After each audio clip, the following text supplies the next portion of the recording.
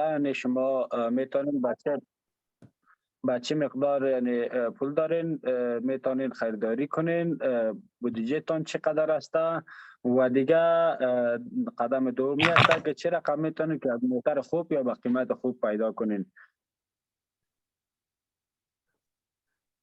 All right, next we're going to talk about financing. We can talk about some options for buying cars such as loans or looking at different ways to get the money to buy a car.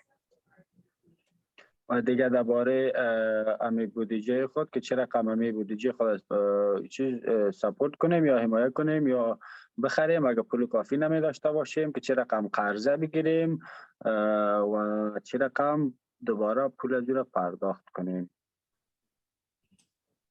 Then we're going to talk about the best way to go car shopping, how you do that, and how to negotiate the price down. و میتونیم دیگه بریم که تو میتونیم موتر خوبی را پیدا بکنیم و چه رقم درباره از یعنی ارتباط برقرار کنیم و که به لحاظ قیمتش چنزنی کنیم. Lastly, we'll talk about closing the deal and getting insurance. بعد از اون میگه به خاطر ختم زمین قبول کردن یک وقتی که میخرین و بعد از اون گرفتن انشورنس یا بیمه به خاطر از موترتان میباشن. And the very last step, how to budget for ongoing repairs for your car and how to take care of your car in the future. قدم دیگه میخوایم درباره بودجه ازی صحبت بکنیم که چه رقم میتونین از موتر خود مراقبت بکنین و که ترمیم کاری از او به خاطر ترمیم کاریش که چقدر بودجه تانه و طور مناسبش آماده بسازین.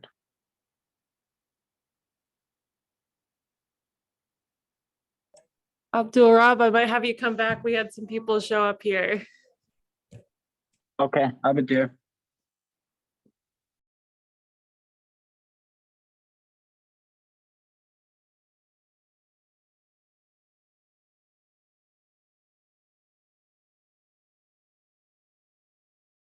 You want me to open the door?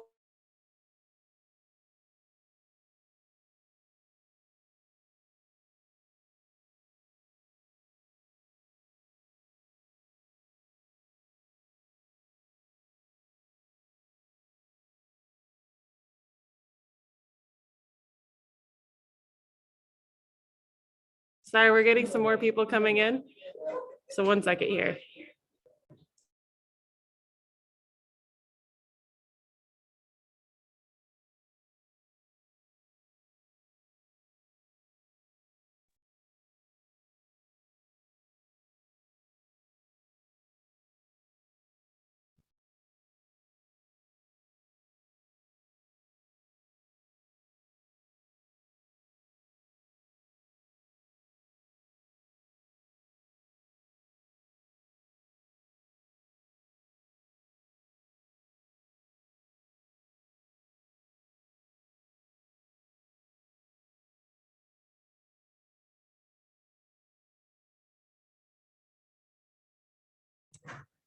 Okay, sorry, we're ready to go again.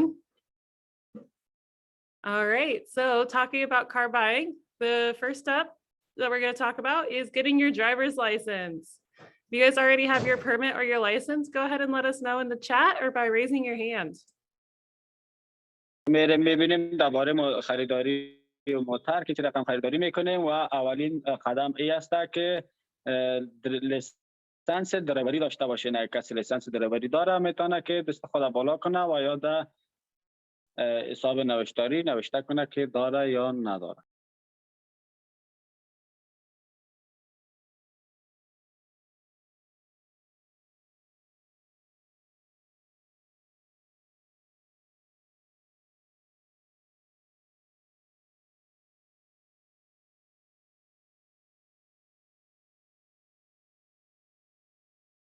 Nobody yet? No car, no licenses yet? تا بالا هیچ کس لیسانس نداره؟ کسی لیسانس نگرفته؟ اگه با پشتو میخواین کسی پشتو زبانت که بعد زبان داری نمیفهمه بگوین که ما پشتو صحبت کنم. کچوک په دری باندې نه پوهیږي د سوال دیو کې یا دی وایي چې زه په دری باندې نه پوهیږم چې زه په پښتو باندې هم ورته واضح کړم یا خبرې وکړم. All right, we're getting some more responses now. Great, excellent. So good, guys, that's the first step to getting your cars. You need either a permit or a license to buy a car. A license is better. A license lasts longer. And if you get tickets while you have your permit, you could lose your permit and it would take you longer to get a license. میگه بهترین راهش همی است که پیش از امو دریوینگ لیسانس اصلی که میگیرین پیش از او یک دریوینگ لیسانس موقتی برتان میده که پرمیت میگه نشان. بهتری است که وقتی موتر میدوانین یا میرانین که امو دریوری لیسانس دریوری اصلی را داشته باشین که بهتر به خاطر از این است که شما در کدام جای اشتباه بکنین یا کدام حادثه بکنین یا کدام چیز پیش رویتان بیاید یا تکت بگیرین جریمه شوین. اگر پرمیت داشته باشین شما پرمیت تان از دست میتین باز وقت بسیار زیادی را میگیره که شما دوباره برین با دریوینگ لیسانس اصلی را اپلای بکنین و او را بگیرین. بهتری است که کدام دریوینگ لیسانس اصلی تان دریوینگ بکنین که اگر پرمیت اگر کدام جریمه هم شوین هم جریمه شا پرداخت میکنین خلاص. والا ما یک سوال داشتم هم اینجا در قسمت.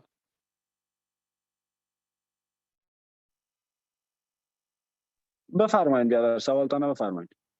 امی در قسمت پیدا کردن موتر ما خود ما پیدا میکنیم یا ای که جبری و الزامی است که خود ازیا باید پیدا بکنن و کمک بکنن؟ ما خود ما زیادتر مردم ها را میشناسیم و موترهای بدل خدا میتونیم پیدا کردن دیگه. در این قسمت 100% خو الزامی نیست که یا برمو باید پیدا بکنن. درست است. من سوالتان گرفتم میپرسم جوابتان نمی.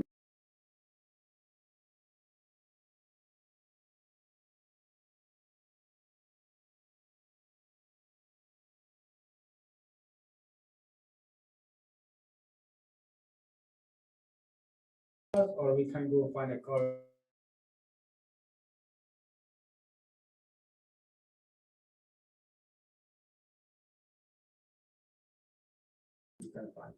Okay, great question. So we got a question for everyone that asking if we have to find the car for you. So does LSI find the car for you? No, you have to find your own car. So any car that you find that works for you is awesome. That's great. We just have to get what's called a purchase agreement. And we're going to go through those steps a little bit more.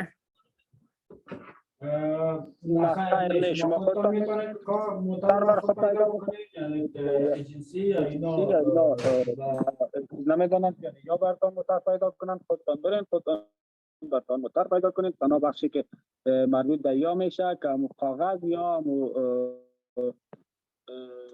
ورقی که باید خریداری میکنین معلوماتی را که از کی میخرین و کی هسته به خاطر یا کار را میخواین خلاص. If you don't already have your license or your permit, there's a way you can schedule testing online or you can talk with your caseworker. به خاطر گرفتن لیسانس شما میتونید از طریق آنلاین برین و وقت اپاینتمنت یا وقت ملاقات بگیرین در ریاست ترافیک و یا اگر نمیتونین به او بخش میتونین که کیسورکر خود صحبت بکنین و اونا براتون رایشان آماده بسازه یا اپاینتمنت بگیرن. If you call ahead and make an appointment or email for an appointment, you'll have an easier time. You won't have to wait, and you can also request an interpreter. اگر خودتان میتونین میخواین برید زنگ بزنین شماره تلفنش هست در اینجا در سایت های اینترنتی یا از طریق تلفن بکنین اپاینتمنت یا وقت ملاقات بگیرین و یا دیگه بدون از اینکه زنگ بزنین هم میتونین همونجا ملاقات بگیرین. بهتر به این است که یعنی ضرور نیست شما منتظر بمانین به خاطر از اینکه کیسورکرتان وقت ملاقات بگیره و همچنان میتونین که درخواست ترجمان بر خود بکنین که یعنی برتان خود ریاست ترافیک ترجمان فراهم میکنه که بتونین به زبان خودتان امتحان بدین. All right, so we're going to talk about how to budget for a car. especially when you don't have a car before. Thinking about how much you can afford and how much it's going to cost you every month is going to make a big difference in your budget every month. خب از اما میریم صحبت میکنیم درباره بودجه ازی که چه رقم بودجه خود آماده میسازیم به خاطر خریداری موتور. اگه تمام بودجه رو نمی داشته باشید یعنی چه رقم ماهانه پس پرداخت میکنین و یا جمع آوری میکنین و یا همو موتری را که میخرین بعد از اون ماهانه پرداختش هست که به طور از طریق قرضه که بگوییم ما شما میخریم یعنی ماهانه چه رقم میتونیم که پول خود آماده بسازیم که بعد از اون رسیدگی کرده بتونیم و پولش پرداخت بکنیم.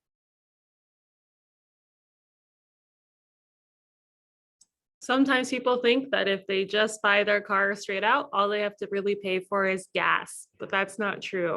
When you're looking at the budgeting for your car, you're thinking about gas, you're thinking about insurance, registration, and also repairs. بعضی اوقات یعنی کسایی هست که فکر میکنن که وقتی موتور خریدن تنها به خاطر انداخت یا پرداخت مصرف تیلش ضرور دارن پول و خیر و خلاص. ایتو نیست، باید از درباره پرداخت تیلش باید فکر بکنین، درباره اینشورنس یعنی بیمهش فکر بکنین، درباره ترمیم کردن موتورتان است و درباره عمل شده باید از بودجه خود آماده داشته.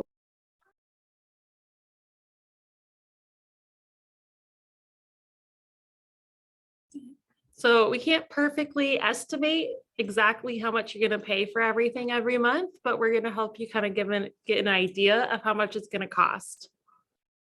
میگه ما نمیتونیم که بگوییم تقریبا دقیقاً که چقدر شما باید از بودجه داشته باشین که به خاطر قیمت مختلف میباشه و تقریبا اینا حدس میزنن که باید از چقدر ماهانه شما داشته باشین که بتونین همین کارا رو پیش ببرید. All right, so one tool we're going to use today to talk about it a little bit is called our balanced budget chart. So on our screen, you're going to see what's called a pie chart. And it's going to show all your expenses overall. And then they have it cut up into little sections based on what category it is. صحبت میکنیم در مورد تقسیم اوقات بندی بودجه خود که چه رقم میتونیم بودجه خود تقسیم بندی بکنیم و که ببینید به هر بخش تقسیم شدگی است و یک جای مفاصله هم داره دیگه اینا تقسیم بندی شده است که چه رقم می بودجه خود را باید از آماده بسازیم و تقسیم بندی بکنیم. So we're just going to look at the little transportation budget. So that's looking at about 15 to 20% of your overall income.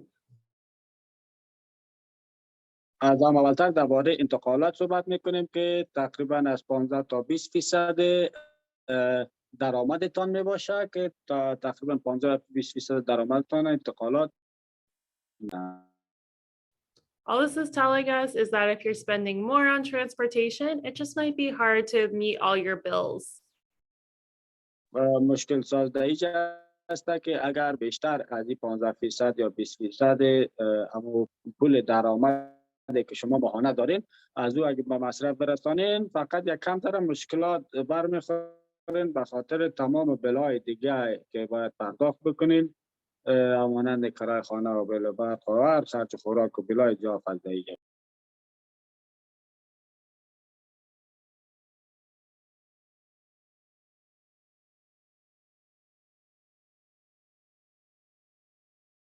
All right, so what does 15 to 20% look like in terms of actual money? So that's what we're going to look at here. So we can definitely figure that out is you're going to be taking your income for the month and multiplying it by 15%.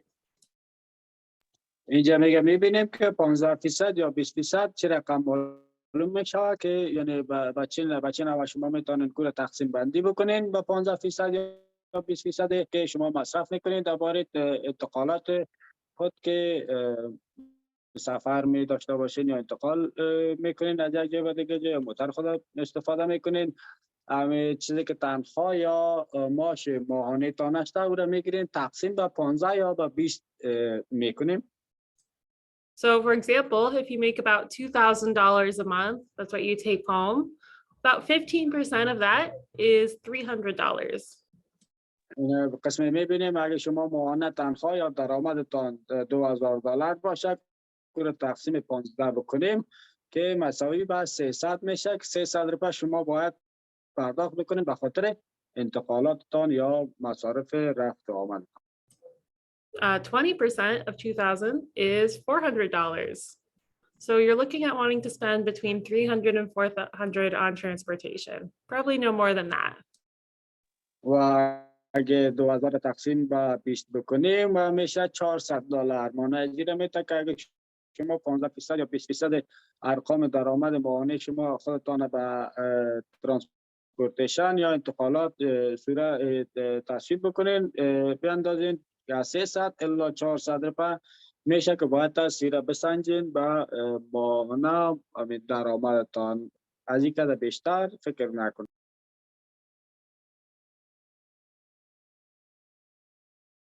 All right, and so then we take that $300 to $400 and we look at your expenses next. So we're looking at gas.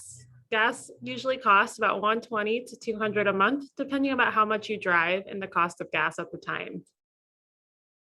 خب از 300 تا $400 از این تنخواه شما وقتی که جدا میکنین به خاطر انتقالاتتان و دیگه درباره تیل صحبت میکنیم که تیل تقریبا از 100 الی 120 روپیه یا 150 روپیه مقدار مصارفش میاد که عموما در جمله تمام ما شما مصرف میکنین. Also looking at insurance. Insurance costs vary and there's no way to tell exactly how much you guys are going to be charged insurance. But you might want to budget somewhere between $100 to even $250. و دیگه درباره اینشورنس یا بیمه صحبت میکنیم که بیمه نمیفهمه که به هر کدام شما به چقدر بیمه شاید سر شما چارج شوه یا مصرف بیاید از 100 تا $250 ممکن که به خاطر بیمه شما باید است پرداخت بکنین. Yeah, monthly. Lastly, we're going to talk about the registration. You have to pay that every year. So that's a once a year cost, but if you're breaking it down monthly, it's about $10 a month.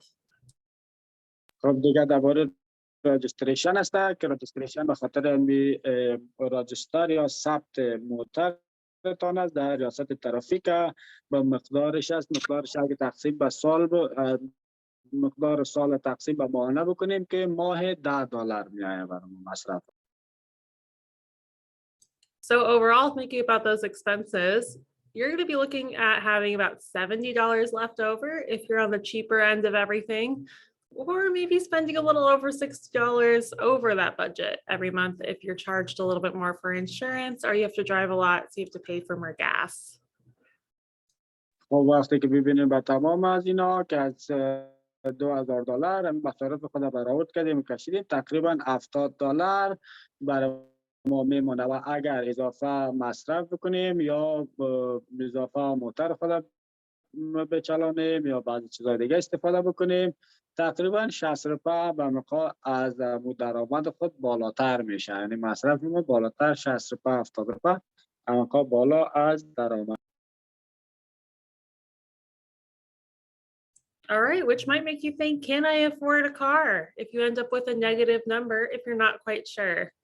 So some ways you can think about it a different way is you might want to look back at your budget and your income for the past 3 months and ask yourself, do you usually have money left over at the end of the month? And what do you maybe need to cut back on? What do you need to spend less on to be able to afford a car? خب به خاطر از این میبینیم که ما میتوانیم امیر حمایه بکنیم یا میتوانیم امیر پرداخت بکنیم یا ما نه چطور میتوانیم موتر بخریم. به خاطر از این که شما باید تصادف بودجه که دارید بالاتر اضافه تر مصرف نکنین یا قرضدار نشین یا شما میتونید که با 3 ماه گذشته درآمد و مصارف خود ببینین بپردازین که چطور میتونین که از این مصارف خود یک کم ذره کمتر بکنین که مصرفتان کم بکنین که بودجه تان براتون بیشتر بانه تا بتونین شما امو خریداری موتر چیزا رو بکنین. The nice thing about cars, though, is a lot of times it means you can make a little extra money, whether that means you work longer hours at your job doing overtime, or you can get a second job doing things like Uber, DoorDash, or Amazon Flex. و از این میتونید که شما به ساعتهای کاری خود ارتقا بتین یا ساعتهای کاری خود اضافه بکنین، در جایی که کار میکنین اضافه کاری بکنین، یا غیر از اون میتونین که کار دوم بگیرین، یک دو شفته یعنی کار بکنین. هم میتونین که اوبر یا دوردشت یا از این چیزها رو استفاده بکنین، کار بکنین که درآمدتان بیشتر شود تا بتونین خرید. Right. The next question I get is from people is, do I need a car loan? And we'll go into car loans a little bit more, but just to go over some pros and cons. So when you buy a car with your own money, the money you have on hand, you don't use a loan. Some positives is that you don't have a monthly payment. You don't owe anyone money. You're not paying any interest on your car, and you don't have to apply for a loan. میریم به خاطر قرضه گرفتن به خاطر موتر صحبت میکنیم که چرا میتونیم قرضه بگیریم و پیش از گرفتن از این و صحبت کردن درباره از این میخوایم براتون بگویم که وقتی که شما به پول نقد یعنی که دارین، پولی که در دسترس خود دارین امور را بخرین، خوبیش از این است که یکی شما ماهانه پشتان بیل نمیه که ماهانه باید از یک مقدار پولی را که باید شما پرداخت بکنین، ماهانه از غم از او هم خلاص هستین. و قرضه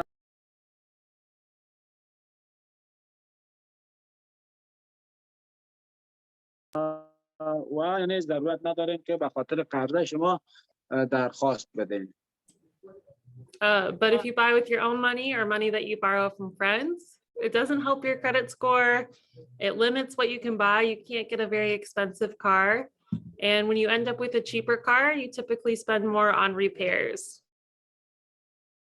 اگر پول به دست خود داشته باشید که خودتان بگیرین بخرین و یا قرض بگیرین از پیش دوستتان رفیقتان، برای شما کدام مشکلی برخورد نمیکنه و درباره کردیتتان کدام مشکل ساز نمی باشه. و دیگه میتونین که اگر کدام موتر به قیمت ارزان یعنی مناسب بر خود دریافت کنین و بخرین، شما میتونین که پول بیشتری را ذخیره بکنین به خاطر ترمیم کاری موترتان که بتونین موترتان به طور درستش ترمیم. When you use a loan, you can sometimes build up good credit and you can buy a better car, but then you will also end up with monthly payments and you'll have to pay interest. با دریافتی قرضه میتونین که شما کردیت بهتری را جور بکنین بسازین برای خودتان، ولی باید فکر ماهانه پرداخت بیل یعنی پرداخت یعنی ماهانه که پشتمه باید هم یک مقدار پولی را که بپردازین و همچنان سود هم همراهش است که باید همون فایده یا سود از بیره هم براتون بپردازین.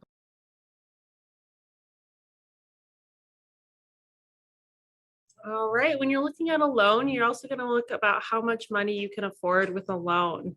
And I don't know how many of you guys are looking for loans, but I am going to drop a link in the chat where you can go and work to figure out how much of a loan you can afford every month. میریم درباره قرضه صحبت میکنیم که چقدر میتونیم قرضه بگیریم و چقدر پول نقد خودتان دارین که کارتان پیش ببرین و چقدر به چه مقدار پول قرضه نیاز دارین. و ما یک لینک براتون دمی چیز چت روان میکنه که شما خودتان میتونین ببینین و درباره از که چقدر قرضه ضرورت دارین یا ندارین تصمیم بگیرین و چطور میتونین شما که ماهانه پس دوباره پرداخت بلای زیره که اصلا ماهانه براتون بل میایه به خاطر از این قرضه باید بپردازید. لالا ما یک سوال داشتم بسیار زیاد ببخشید. بفرمایید برادر. این همی فعلا همی درس رکالی فعلا پیش میبره نو همی عنوان را که شروع کرد به نام قرضه. این هدفش کدام قرضه است؟ این کدام پروگرام دیگه است یا نه که این همیه که ما فعلا سرش کار داریم صنفای جریان داره برش اپلای کردیم، همی هدف ما $8000 است که به حساب 4 از خود ما است 4 از یا این درباره از این گپ میزنه یا نه که کدام پروگرام دیگه ای است؟ نه خیر نه، این درباره از این پروگرام نیست که کدام پروگرام دیگه است. فقط شما را میخواد آگاهی براتون بده که چطور میتونید در امریکا قرضه بگیرین یا موتر بخرین یا درباره از این چیزا شما پیش بینی بکنین. باید از در فکرتان باشه که ما ماهانه اینقدر باید بلش بپردازیم، اگه بلش نپردازین چه صورت میگیره. باید از سر از اون سود که اضافه پیسه که میای از اون چه رقم استفاده بکنین. و درباره پروگرامی که اینا شروع کردن نه، اونا را شما پس پرداخت ندارین. خب هدف ما هم دمی بود که پس امی 4000 را کیلومتر به حساب پروگرام این رقم ما پس پرداخت نمیکنیم. خب من خب میگم که پرداخت نمیکنین، بازم از خودشان میپرسم که ببینیم خودشان چی جواب میدن. درست؟ خوب است. بخیر بود.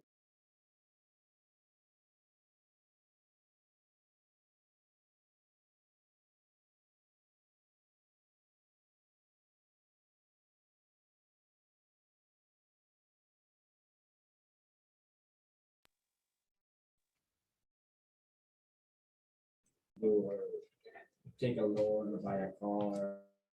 Okay, good question. So yeah, the money that you are getting from LSI is not a loan.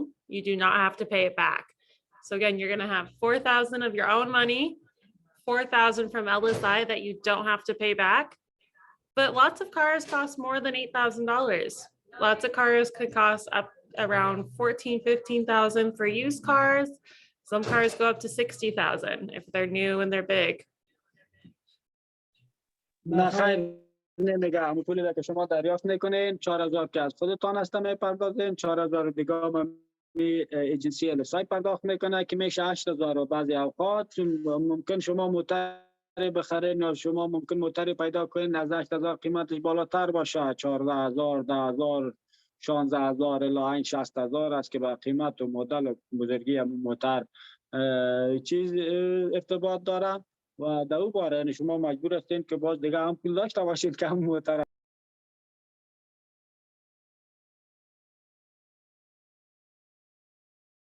من فهمیدم، مطلب تا گرفتم. بسیار زیاد تشکر. یعنی تا 8,000 محدودی ماست از دو طرف. درست است؟ بله 8,000 که 4,000 از خودتون میباشد و 4,000 از ایجنسی میده، اون رو دوباره شما پرداخت نمیکنید، ولی ممکن که موتر شما بخرید که 15,000 قیمت داشته باشه. همون 8,000 که از 4,000 که از طرف ایجنسی میگیره بعد دوباره پرداخت نمیکنین، ولی باید از غم از اون پیسه اضافی دیگه هم که هست از اون رو باید بخورید. اگه پیسه پول دخت نمی داشته باشید میتونید قرضه بگیرید یا یک راه دیگه برید استفاده کنید تا بتونید همون مقدار پول. Okay, sounds good. I got it. All right, great. So if you want to look at a car that's more than the $8,000 you have, you might want to look into a car loan. This tool that I dropped into the chat is called Edmunds Affordability Calculator.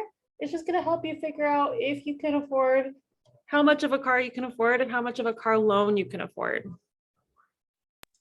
مگه قسمی که همی دقیقه پیشتر گفتم که ممکن که قیمت موتر از 8,000 بالاتر باشه. یک لینک یا یک چیزی را در چت سایت چت روان کرده که شما میتونین از اینجا بتونین معلومات دریافت کنین که چقدر پول قرضه شما میتونین دریافت کنین و بعد چه مقدار پول قرضه را شما میتونین ماهانه دوباره کم فیس یا قرضه که بر شما می امور دوباره پرداخت کنین.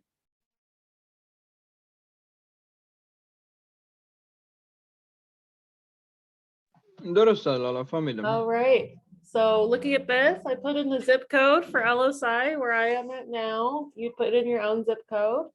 And then we go down to financing. It's asking what my target monthly payment is to be. So how much do I want to spend every month on my loan payment?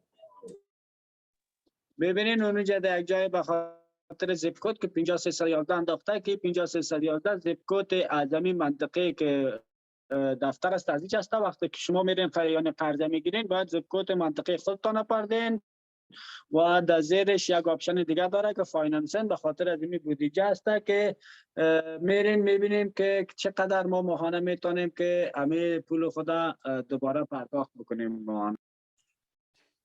I don't have $500 extra every month, so I'm going to put down 200. ببینید من 500 اضافه ندارم که بودجه 500 اضافه داشته باشم. من میرم 200 میپردم، یعنی من میتونم 200 رو پول پس پرداخت بکنم ماهانه به خاطر از این قرضه خود. All right, loan term, that means how many months it's going to take you to pay off the loan. و همینقدر مدت زمان است اونجا که براتون نشان میده که این مدت زمان یعنی به این است که چقدر و مدت چقدر شما میتونید که همین پول ماهانه را از که قرض میگیرین قرضه را یعنی دوباره پرداخت بکنین ماهانه. Right. So the longer the term, the smaller your monthly payments will be. but the more you'll pay in interest. The shorter the term, the more your monthly payments will be, but less you'll pay in interest at the end of when you finish paying it off. هر چقدر مدت زمان یا طولانی تر باشه مدت زمان پرداخت قرضه دوباره، هر چقدر مدت زمانش طولانی تر باشه یعنی فیس امون قرضه مانع شما مقدارش کم پرداخت میکنین ولی سود بیشتر پرداخت میکنین. هر چقدر که مدت زمان باز پرداخت قرضه تان کمتر باشه همون قدر شما کم سود برای اونا پرداخت. Now, if you look here, it's showing that there's options for 36 months, so that's 3 years, 48 months, so 4 years, 60 months, 5 years, or 72 months, so 6 years. Those are pretty standard for car loans. You can get a car loan for 1 or 2 years, but most of the time people look at longer car loans. شما اگه اونجا ببینین 60 ماه 78 ماه یعنی ماهای مختلف هست که 3 سال و 4 سال و 5 سال میشه دوام میگیره و شما هم میتونین که بعضی وقتا یعنی موتر قیمت‌تر بخرین و مدت زمان بیشتری هم میتونین انتخاب بکنین که همون پول پرداخت بکنین. Is it for a used car? Good question. Is it for a new or a used car? Yeah, so you can get loans for new cars, you can get loans for used cars. Either one, they're the same. خب برادر ما یک سوال داشتن که همین قرضه و چیزا که میگیرین درباره پول به خاطر موترهای استفاده شده میتونه میگیریم یا به خاطر موترهای جدید که 0 کیلومتر میباشه به ما بگیرین. شما میتونین هم به موترهای خرید موترهای 0 کیلومتر بگیرین قرضه را و همچنان میتونین به خرید موترهای استفاده شدگی هم میتونین. All right, next I'm going to look at the finance rate. This is your interest rate. You don't get to decide your interest rate for the loan. You can go shop around for loans. You can ask multiple people for loans and they'll have different interest rates. But overall, you don't get to choose. خب در پایان میبینیم که اونجا مقدار سود یا فایده هست که شما پرداخت میکنین به از کمپانی یا ایجنسی یا سایتی که شما قرضه میگیرین. مقدار باز پرداخت سودش هست که از اینجا 4.4 شما میتونین که در هر جا برین پرسان کنین، سوال کنین و معلومات دریافت بکنین و میتونین خوش بکنین که از کجا یا چه رقم شما میتونین به چه مقدار قرضه بگیرین و به دست بیارین. یعنی به خوش خودتان هست. When you are also looking at interest rate, what factors go into what interest rates you are offered? وقتی که میریم به خاطر چیز همین مقدار باز پرداخت سود میبینیم که کدام بخش ها را باید از ما انتخاب بکنیم که به خاطر باز پرداخت سود. We talked about it a lot last week. درباره از این هفته گذشته صحبت کردیم.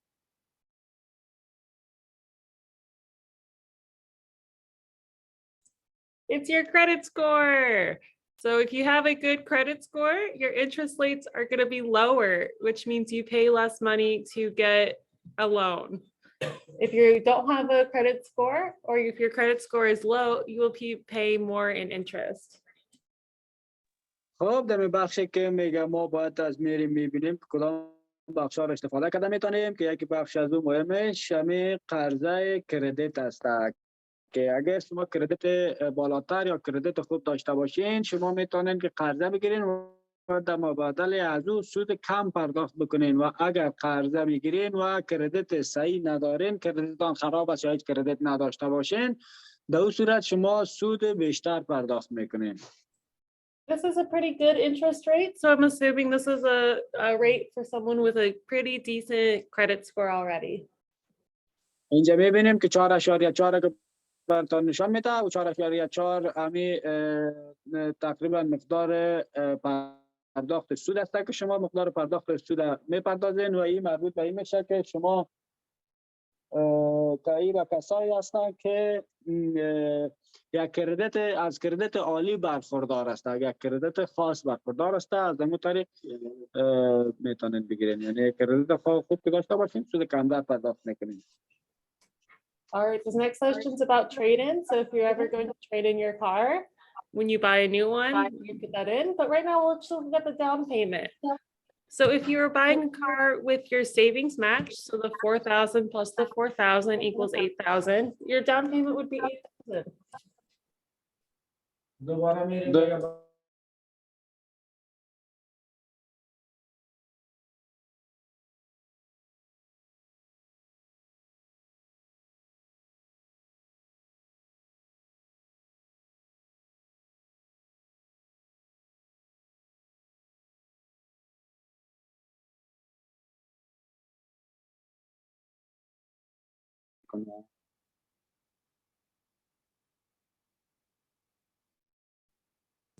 So with all that information we have now, it's telling me that with my $8,000 down payment and with my monthly payments of $200 over 60 months, I can afford a car that's between 16,000 and 18,000. میبینیم که با مقدار 8,000 که ما پرداخت میکنیم داون پیمنت، یعنی پول پیش پرداخت یک موتر و ماهانه که $200 میخوایم که از طریق قرضه یا ماهانه پرداخت بکنیم که به چه مقدار، یعنی تا به چه مقدار موتر ما میتونیم که خریداری بکنیم که 16,000 تقریبا 16,500 همونجا براتون نشان میده. چیز در پایان نشان داد پیشتر که به می مقدار اگر ماهانه ما بتانیم $200 پول قرضه را پرداخت کرده بتانیم و داون پیمنت یعنی پول پیش پرداخت از او هم $8,000 باشد تا 16,500 موتر میتونیم خریداری بکنیم. Let's say I want a shorter loan. I'm going to change it down to 36 months. So for 3 years, I don't want a car payment after 3 years. Then the cars I can afford are between 12,000 and 14,000.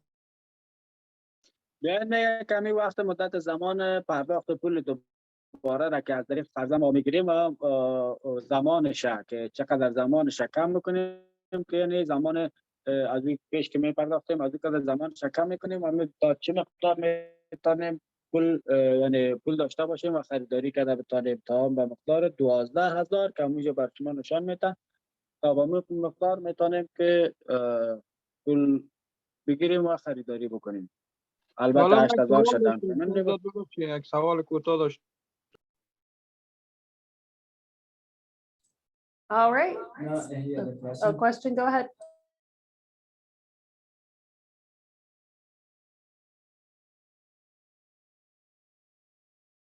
بفرمایید برادر سوالتان بکنید.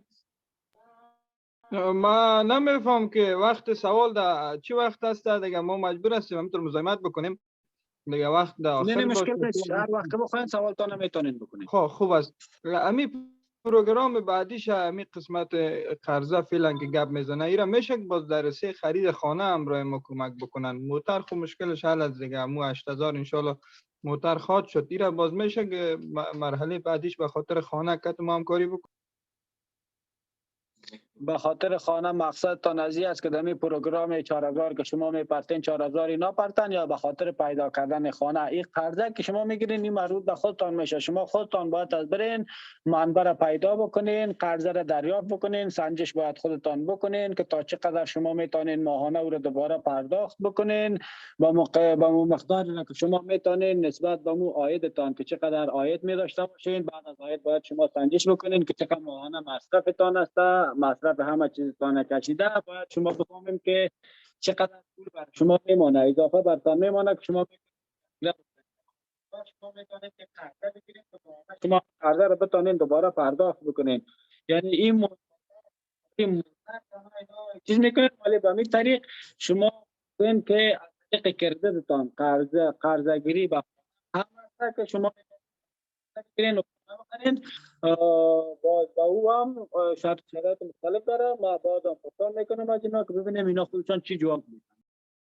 البته در قسمت خرید خانه همینطور که در قسمت خرید موتر همراه ما همکاری کردن، در قسمت خرید خانه اینا چی قدم میتونن بر ما بغیر از قرضه کدام گزینه دیگه اگر کدام چیزی کمکی که همراه ما قدم میتونن هدف می است.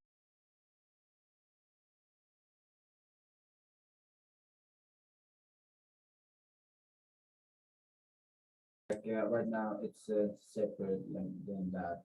The agency is helping them to matching their money and to buy the cars and how that agency can do for them to buy houses.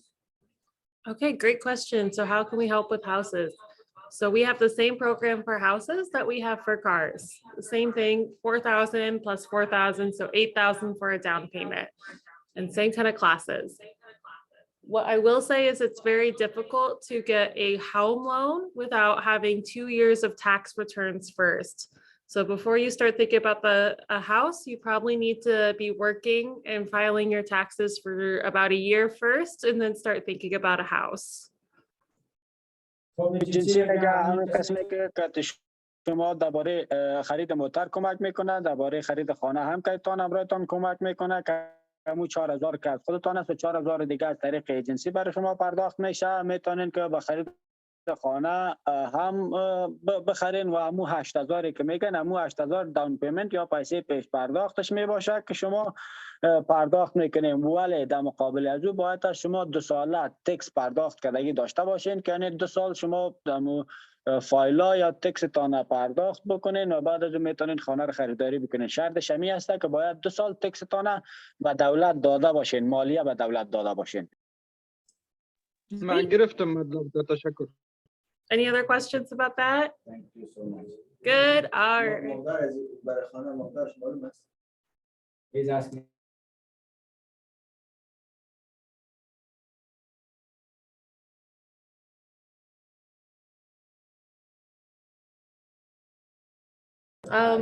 We're not going to talk too much about houses today because we're doing the car training, but good question. Houses could be anywhere from 120,000 to $1 million. So it's hard to talk about budgets with that. برادر ما صحبت کردن درباره بودجه خریداری خانه سوال داشتن و دیگه گفتن که چیز نیست که معلوم نیست که یعنی خانه از قیمتاش مختلف است، از 1,20,000 الا تا 1 میلیون است.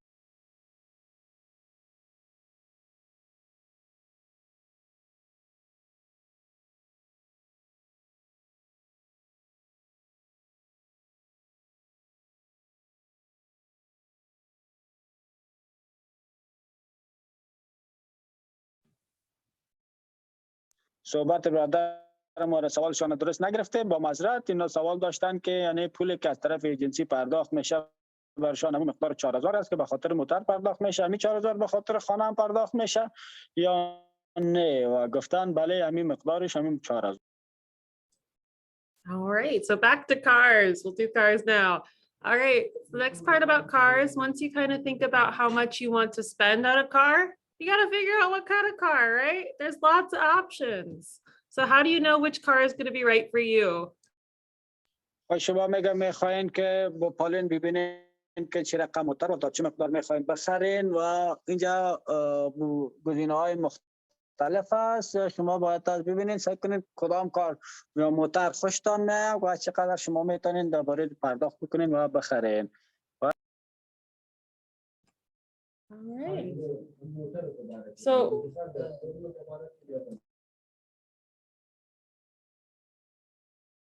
well, we got another question here.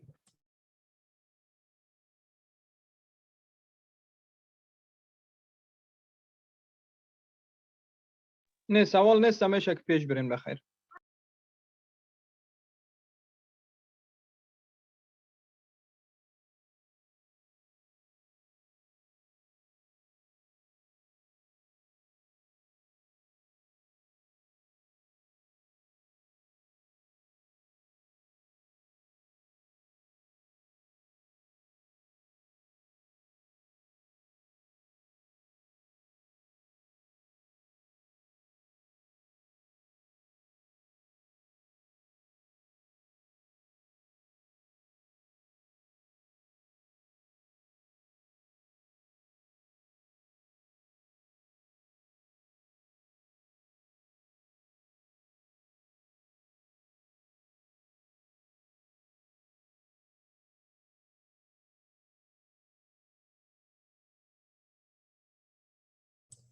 All right, we had some lost people learning about cars. All right, so why do we research for cars?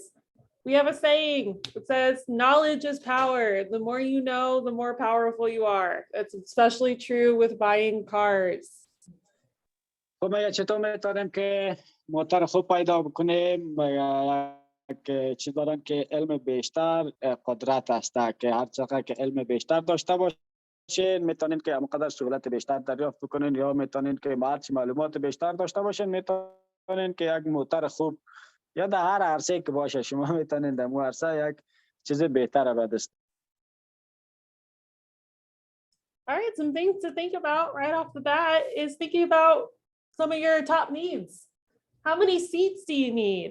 How many people are you driving around a lot? از همواتر میبینیم که سعی میکنیم که در باره از اینکه شما انتقالاتتان چقدر سیت یعنی چقدر چوکی در موتور نیاز دارین که باید داشته باشین، یعنی چند نفر شما میتونین. مقصدش از این است که یعنی فامیلتان به چه کلانی است که شما بتونین تمام فامیلتان یک جای ببرین یا نبرین، یا موتور تنها شخصی به خودت میخری یا کدی دوستایت باشه، یا نه هم یک سیت داشته باشه که خودت ببره.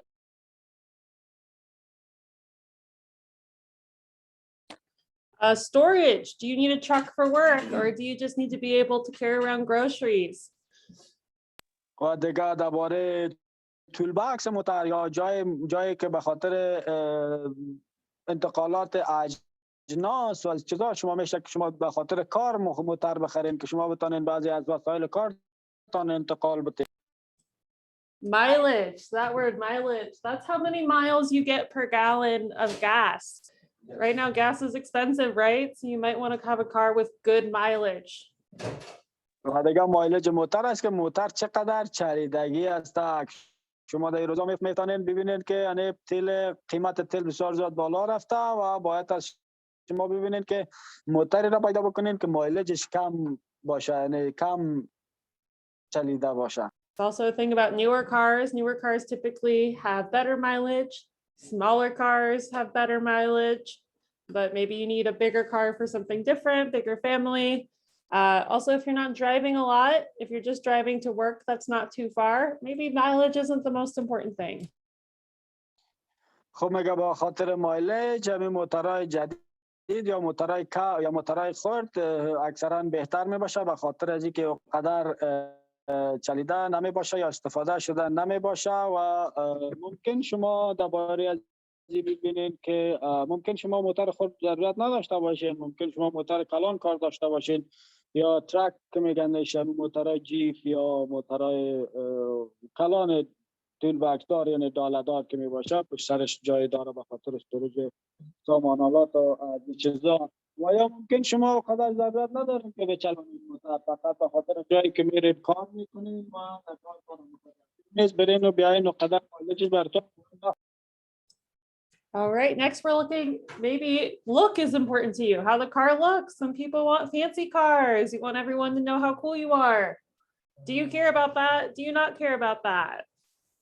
و دیگه درباره همه مقبولی موتور است که استایل موتور یا مقبولی موتور، شیپ موتور که شما میخواین چه رقم یک شیپ خوبی داشته باشه. ممکن شما یک آدم استایلی باشید که شما را یعنی یک مثل استایلش میبینه و موتور خوب یعنی استایلیش داشته باشین. You want to like your car, it's an investment. Next part is safety features. What's important to you? How do you want to feel safe in your car? There's different safety features for children. You might want to check in to make sure that's good too. و دیگه درباره محافظتی موتور است که موتور تا چقدر محفوظ باشه. ممکن شما اطفال داشته باشین و میخواین که اطفالتان هم سیف یا محفوظ باشه در موتور، باید از درباره از او هم فکر کنین و ممکن شما این را هم بخواین که چقدر باید از برتان مهم است. One of the most important things in Iowa, you might want to make sure you get a car that handles well in the snow, that drives okay in the snow. Your boss is not going to like it if you don't want to come to work every time it snows. و دیگه درباره برف صحبت میکنن که موتورایی هست که در جریان برف یعنی یک سیستم داره که او را شما میتونین یعنی چالان بکنین که موتر در جریان برف یا برفبازی هم رانندگی درست میکنه و قدر مشکلات را برخورد نمیکنین و می جایی که کار میکنین مدیرتان یا منیجرتان نمیخواد که شما همیشه در وقت برف بیاین و یا ناوقت بیاین یا کدام. A good way to get started is to write down what is important for you in a car or what you might need to learn more about in order to get a car that's going to meet your needs. خب اگه شما بخواید یعنی همین ضرورتایتان برآورده بسازید در موتر، بهترین راهش همین است که شما یک قلم و کاغذ بگیرید و نوشته کنید تمام ضرورت‌ها و خوش‌ها و چی که از چی خوشتان چی رقم باید موتر باشد، درباره چیزایی که صحبت کردن، حفاظتی، مقبولی موتر، سیتای موتر و تمام از این چیزایی که شما خودتان می‌خواهید از موتر دارا باشد، تمام سهولت‌ها را میتونین که در یک کاغذ نوشته کنین و پیش. These are just a quick little type of cars. So when you're thinking about cars, this is the vocabulary you might want when you look at cars. Maybe you're looking for a crossover, a sedan, just a littler car, or do you need an SUV? Do you have a big family? Maybe a minivan.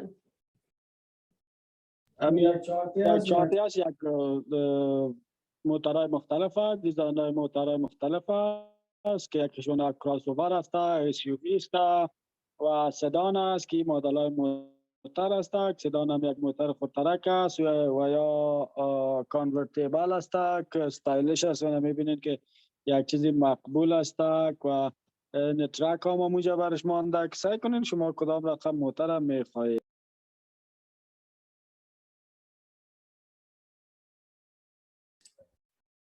All right, so who are you going to ask about cars? How do you find out things about cars?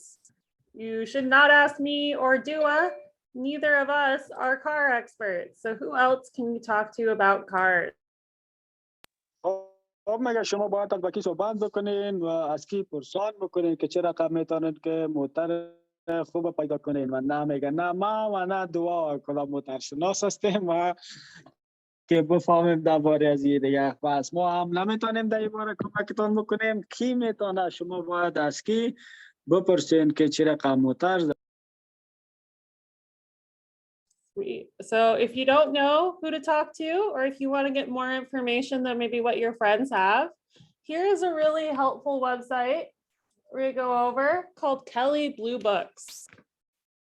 خب میگه میبینیم اگه شما نمیفهمین و ممکن دوستایتان هم مقدر نفهمه و یا میتونین که از دوستایتان بپرسین که چه رقم موتر باید ضرورت دارین یا چه رقم موتر میتونین به طریق درستش پیدا کنین و همچنان میتونین که در سایت اینترنتی برین که به نام کلی نوز کار هستک، میتونین در اینجا و از اینجا معلومات دریافت. اگه کدام چیزی را اشتباه گفتم یا من نفهمیدم میتونین که شما پرسان بکنین دوباره و میتونین اشتباه ما را بگیرید. All right, the address for this is really easy. It's just K as in Kelly and then bb.com. Easy to remember, easy to type in. It works really well on your phone.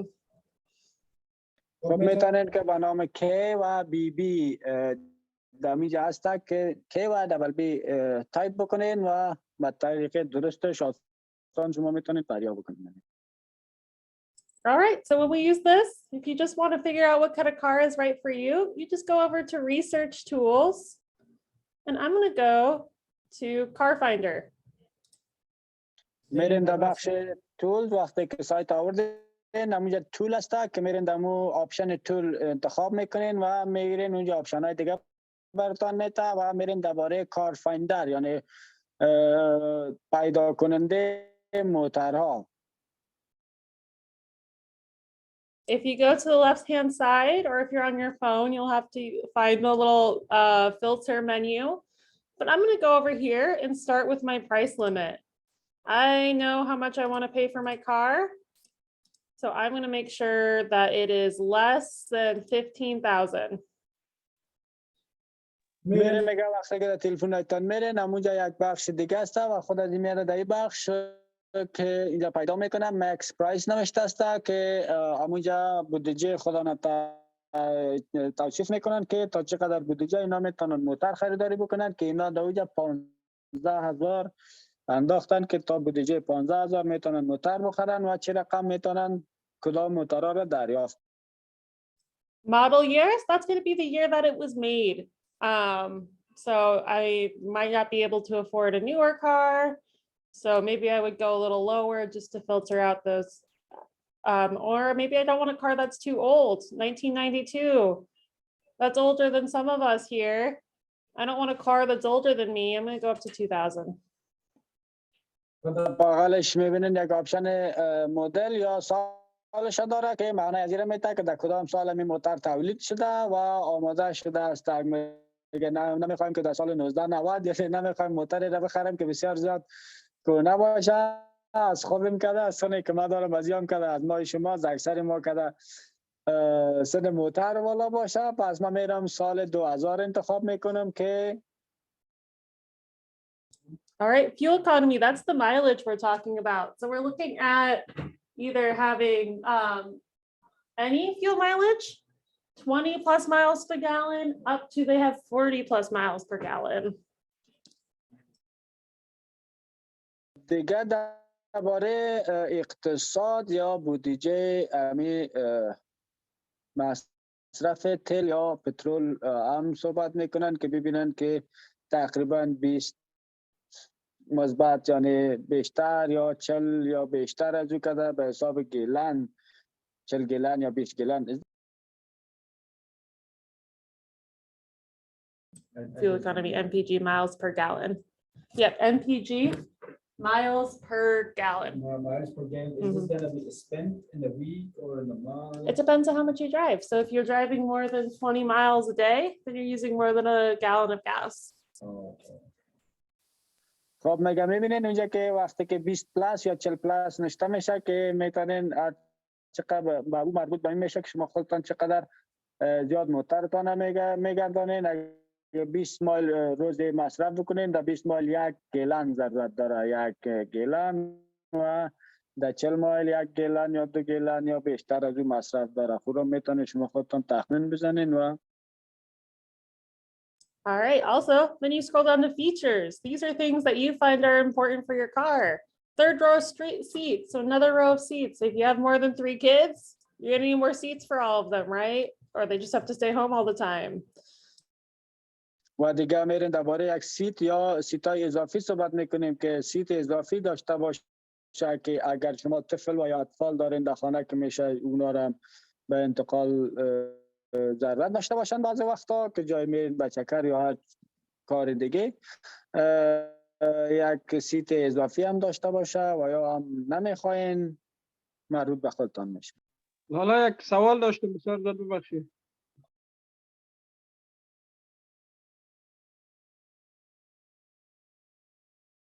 یک بخش دیگه شازی هست که فور ویل. I was muted. Sorry, I'll say that again. All right, 4-wheel drive, that means your wheel is attached to all 4 wheels of the car, meaning they all move with the steering wheel. That's what makes it better for your car in the snow, that 4-wheel drive. و دیگه درباره فور ویل میگن که فور ویل یعنی همین 4 حصهش فعال میباشه که ما شما 4x4 میگیم یا هر 4 حصه یا هر 4 تایر از فعال میباشه که همین هر 4 تایر از این ارتباط به همون اشترینگ یا داشته باشه که شما میتونین از اون استفاده کنین. و بهتر به خاطر از این است که شما در وقت برفباری یا یخزنی بهتر کنترل و اداره می. And then there's other features if they're important to you, you can click those too. The only thing that's important to me is staying safe in the winter, so I'm going to go with all-wheel drive. اینجا آپشن ها و بخش های دیگه هم داره که میتونید شما هر کدام شک خوشتان نه یعنی مهم است براتون شما از انتخاب بکنین و پیدا بکنین و اینا در بخش از این میرن که خب به خاطر از اینا خودشان میرن در بخش 4-wheel drive که هر 4 حصهش فعال باشه.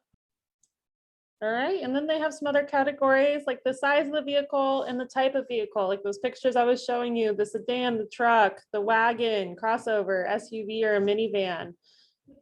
I don't have a big family. I don't have to have a minivan or an SUV, so maybe I'm just looking for a sedan or a hatchback. دیگه بخشش همی است که به خاطر بزرگی موتر است. موترتان چقدر باید بزرگ باشه مربوط به این میشه که شما خودتان شخصی به خودتان میگیرین یا با فامیلتان میگیرین.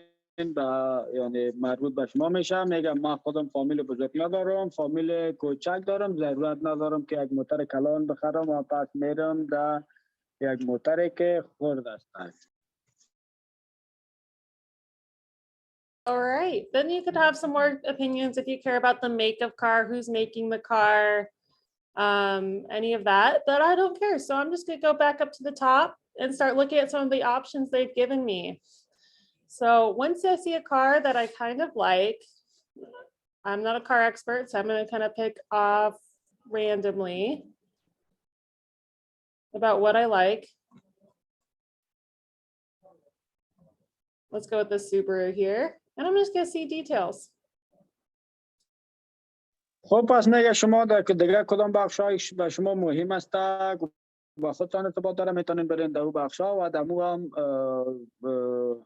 پیدا بکنین، ما ریسرچ بکنین و ما میرم سعی میکنم اونجا که کدام رقم موتر است که خوششان میاد.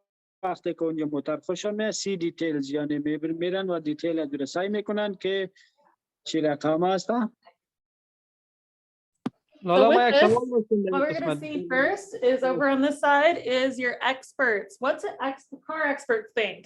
Not Maggie, not Dua. We're not car experts. These are real car experts. What do they think out of 5?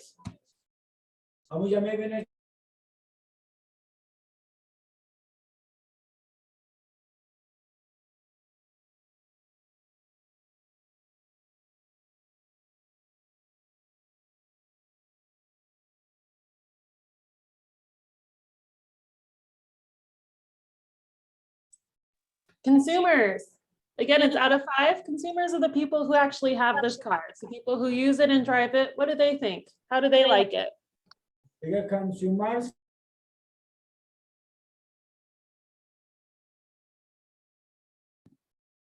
Maggie, Abdurrab, his voice not clear.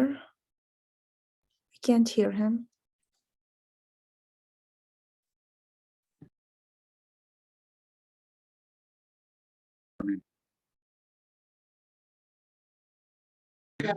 دیگه درباره کنسیومرز است میگه صحبت میکنیم که کنسیومرز یعنی کسایی را میگن که کسایی که از موتر استفاده کرده تجربه داشتن از اون موتر دارن و خودشان و هر رقم موتری که شما میخواین ممکن او هم استفاده کرده باشن، معلومات درباره‌اش دارن که چه رقم رفتارش است، نرم است، ملایم است، مصرفش زیاد است، مصرفش کم است. درباره همه چیز میتونین از او آدم هم پرسان. All right. Next, I want to see the build and price. Okay, I like the car. Maybe I looked through some other things. I looked at the details. Build and price. I'm going to go see what I can find. رفتیم نگه دیدیم که قیمتشان آماده ساخته، موترشان، مدلشان و تمام چیزایی که یعنی ما باید بر ما مهم بود تو رو پیدا کردیم. سعی میکنیم که چه رقم موتر برامون دریافت میشه یا پیدا کردیم. It's giving me a few other options. I'm just going to go through them here and go get a used car price. چند آپشن ها یا دیگه برای ما میتن. پس ما میریم فقط میبینیم اینجا که درباره موترهای استفاده شده میریم امور انتخاب میکنیم. So for this specific model of my 2015 Subaru Legacy, they're telling me a fair price is going to be between $12,000 and $14,000. موتر که اینا انتخاب کردن که سالش یا مدلش 2015 است، سوپر لگسی یعنی نام موتر است که یک موتر خوب یا استایلی یا چیز است که خودتان میخواین. این چیزی که میخواه این تمام از اون چیزایی را که میخواست اونجا چیزایی که برش ضرورت بود، بخشایی که ضرورت بود برش کلش اتاک کرد. این ای برش موتر کشیده که قیمتش تقریبا از 12 تا 14,000 دمی بینا میتونن پیدا.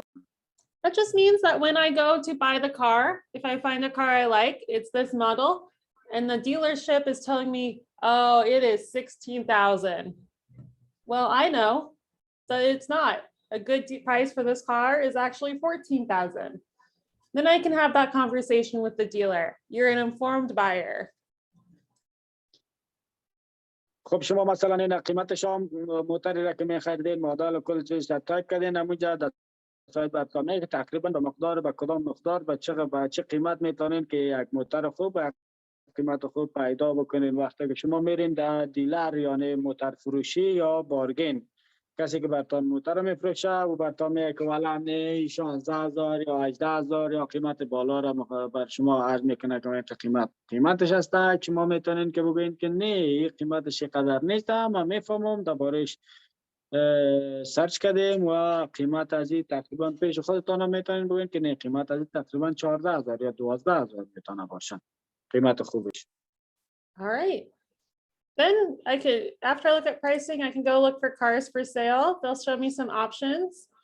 Maybe I don't like those options. That's okay. I'm not married to this one kind of car. So I can go look at other cars and they're going to show me cars that are similar. میرم اینجا ببینن که دیگه آپشن دیگه هم برشان میده که ببینن دیگه موترها هم هست اونجا که اگه خوششان نمیاد کدام مشکلی نیست نمیتونین خوش بکنین نمیخواین نیست پس میرن و آپشن دیگه است که اونجا که برشان عرض میکنه که دیگه موترها را هم میخواین دیگه موتر ببینن یعنی او خوششان. If you want, you can just go to cars for sale or even use cars for sale and just filter in what is important to you as well. So we have our filters over here, and I can say all the things we talked about before about what was important to me and see results. میریم اونجا در جای سرچ میریم میپالیم که cars for sale یعنی موترها برای فروش. وقتی که تایپ بکنیم برای شما میکشه باز اونجا یک بخش دیگه براتون میده که به نام فیلتر است. میرین درباره فیلتر وقتی کلیک میکنین تمام همون آپشن ها یا آپشن ها رو براتون میده که کدام رقم موتر کدام مدل موتر چیز براتون مهم است همون چیزا رو انتخاب میکنین و براتون اون موترها رو باز.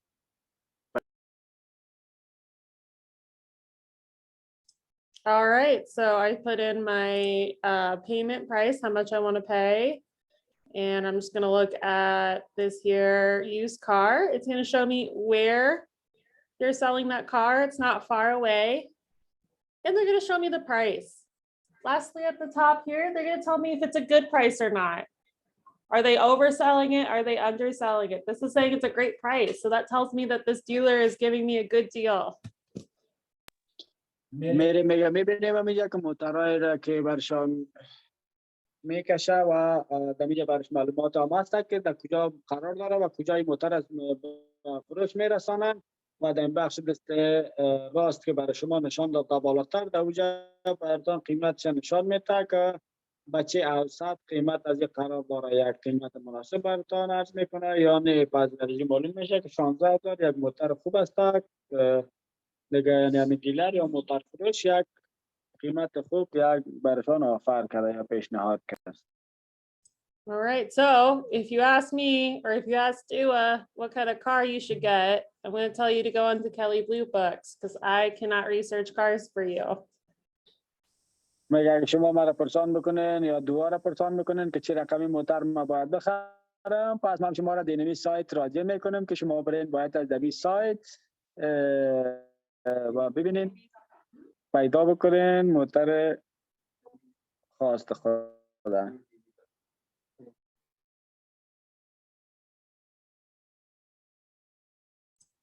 Oh. Right, so that's kbb.com. You can use it on your phone really easily too.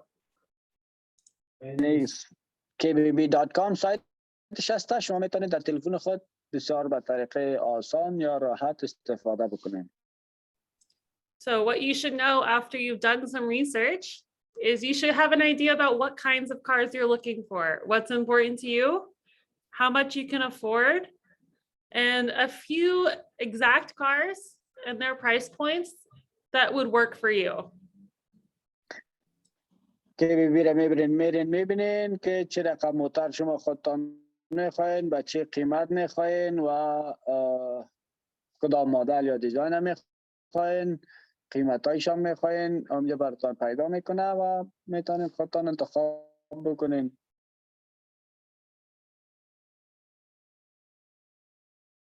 Good. Yeah, so you can find a car on Kelly Blue Book to buy.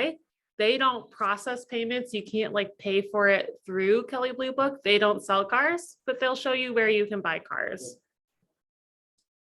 KBB که هست تنها یک بخش است. برادر ما سوال کردن که ما میتونیم از KBB یعنی موتر بخریم. KBB خودش یک سایتی است که بر شما فقط آدرس میده که در اینجا موتر قرار داره و به این قیمت قرار داره. اینا خودشان مستقیما موتر فروشی نیست یا کدام این چیزی نیست.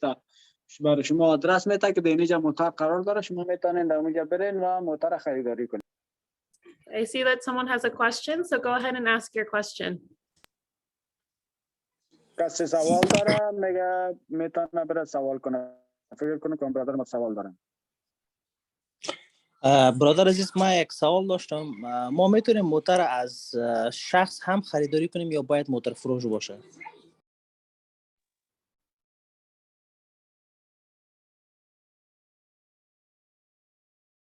Good question.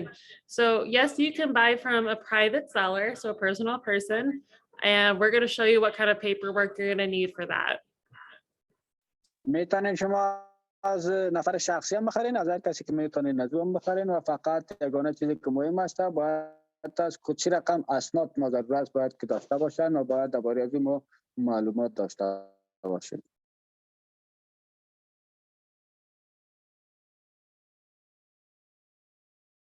All right, we are going to take a quick 5-minute break. So you guys go ahead and get up, move around, and we're going to come back and talk a little bit more about loans and then where you can find cars. 5 دقیقه وقت تفریح است. 5 دقیقه تفریح میگیرن. دوباره برمیگردیم و میایم درباره قرضگیری به خاطر موتر صحبت میکنیم. Again, this will be a short break, so don't go too far. یک تفریح بسیار وقت کم است. دور نرین میگه جای مقصد.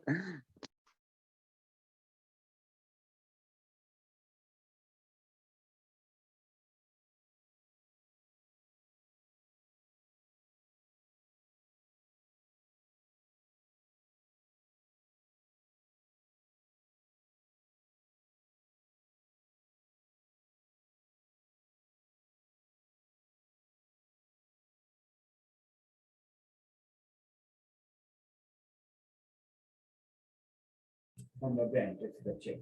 Yep, that's accurate. That's accurate. So just to say for those who are listening in English as well, Abdurrab was explaining that the check does not go to you. It won't be in your name for the matching funds. It will go to the seller of the car. That is just so you don't have to pay taxes twice on it. و به خاطر از این است که شما مالیات برش 2 دفعه پرداخت نکنین.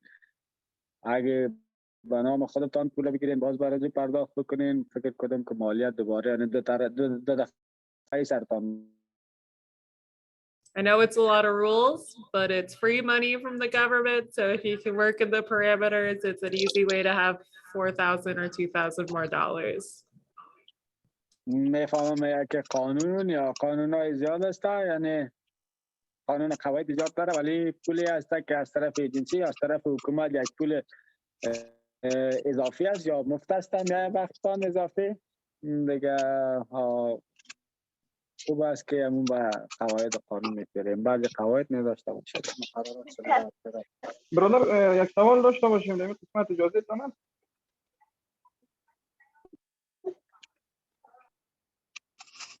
بفرمایید برادر. یکی در قسمت همی سایتی را که گفتن کار فایندر اینو میره میشه که موقعیت شو بگن در کدام ایالات است. یک موضوع چون شما تشریح میکنین در فکر موضوع را تنگف میگشت سوالات میگشت یکی هم موقعیت ازیره یکی دیگه ای که باز ما چرا سایت همیشه هم لینک شو بر ما در می گروه روان بکنن. تشکر.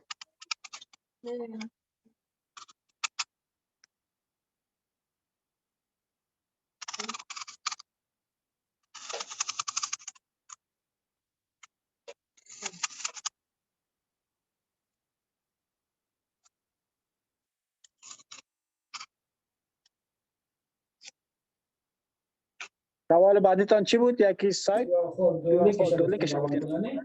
And also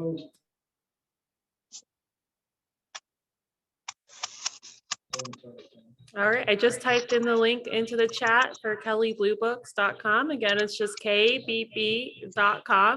There's also an app if you'd rather go get the app. خب برادر این یک سایت اینترنتی است. خب یک وبسایت اینترنتی است که برای شما فراهم می‌سازه. این به نام KBB است. KBB شما میتونین در اینترنت از طریق موبایل یا کامپیوتر برین سرچ بکنین و این را پیدا بکنین. این یک سایت اینترنتی است که از طریق آنلاین کار گرفته میشه و امی سایت خودش برای شما میگه وقتی که موتر شما پیدا میکنین او برای شما اونجا دیدین برای شما پیشتر هم واضح ساختم که میگه براتون که موتر در کجا قرار داره، پیشکی قرار داره و شما چطور میتونین در کجا برین این را خریداری بکنین. این یک سایت اینترنتی است و لینکش براتون در چت روم روان کرده، میتونین لینکش هم بگیرین و یک اپ هم داره که میتونین اپش دانلود بکنین به نام KBB.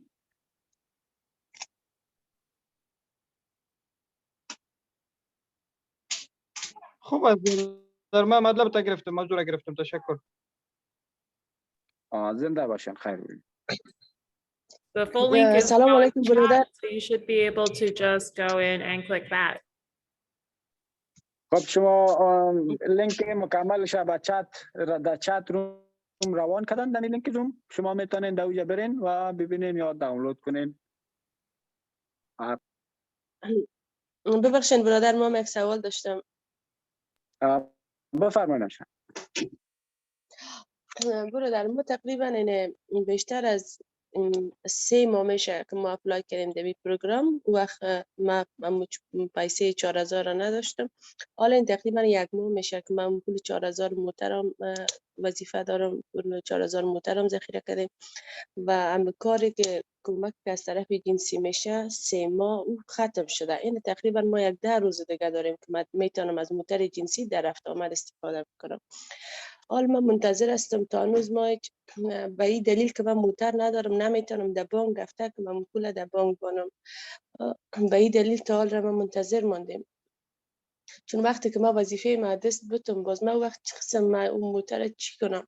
یعنی تقریبا 3 ماه میشه من منتظر هستم. میشه میره پرسان کنین که چی وقت میشه موتر باشه که به ما کمک کنه. مثلا من خودم تنها هستم جمعیت فلای تا بانک ببره ما پول ما همین طریقه یک رفت آمد موتر بر ما از طرف از همین کمپانی باشه که ما بتونیم مشکلات خود حل بکنیم.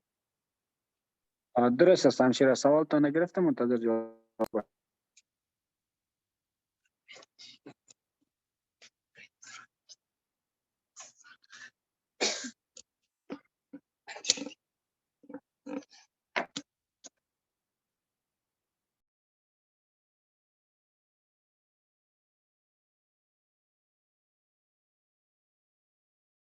Heard anything else back from the ID program or matching program?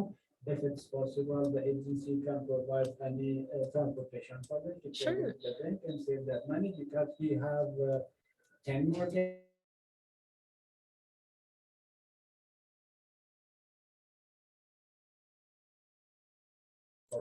For his job site that he's going to. For 10 more days. After this 10 more days, she won't have any more trust. She's saying that I don't want to lose my job either. If I lose my job, how I can support myself. Right.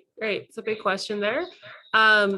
So for the bank deposits, if you're already registered with the program and you have a savings account, you can do the transfers on your phone or online.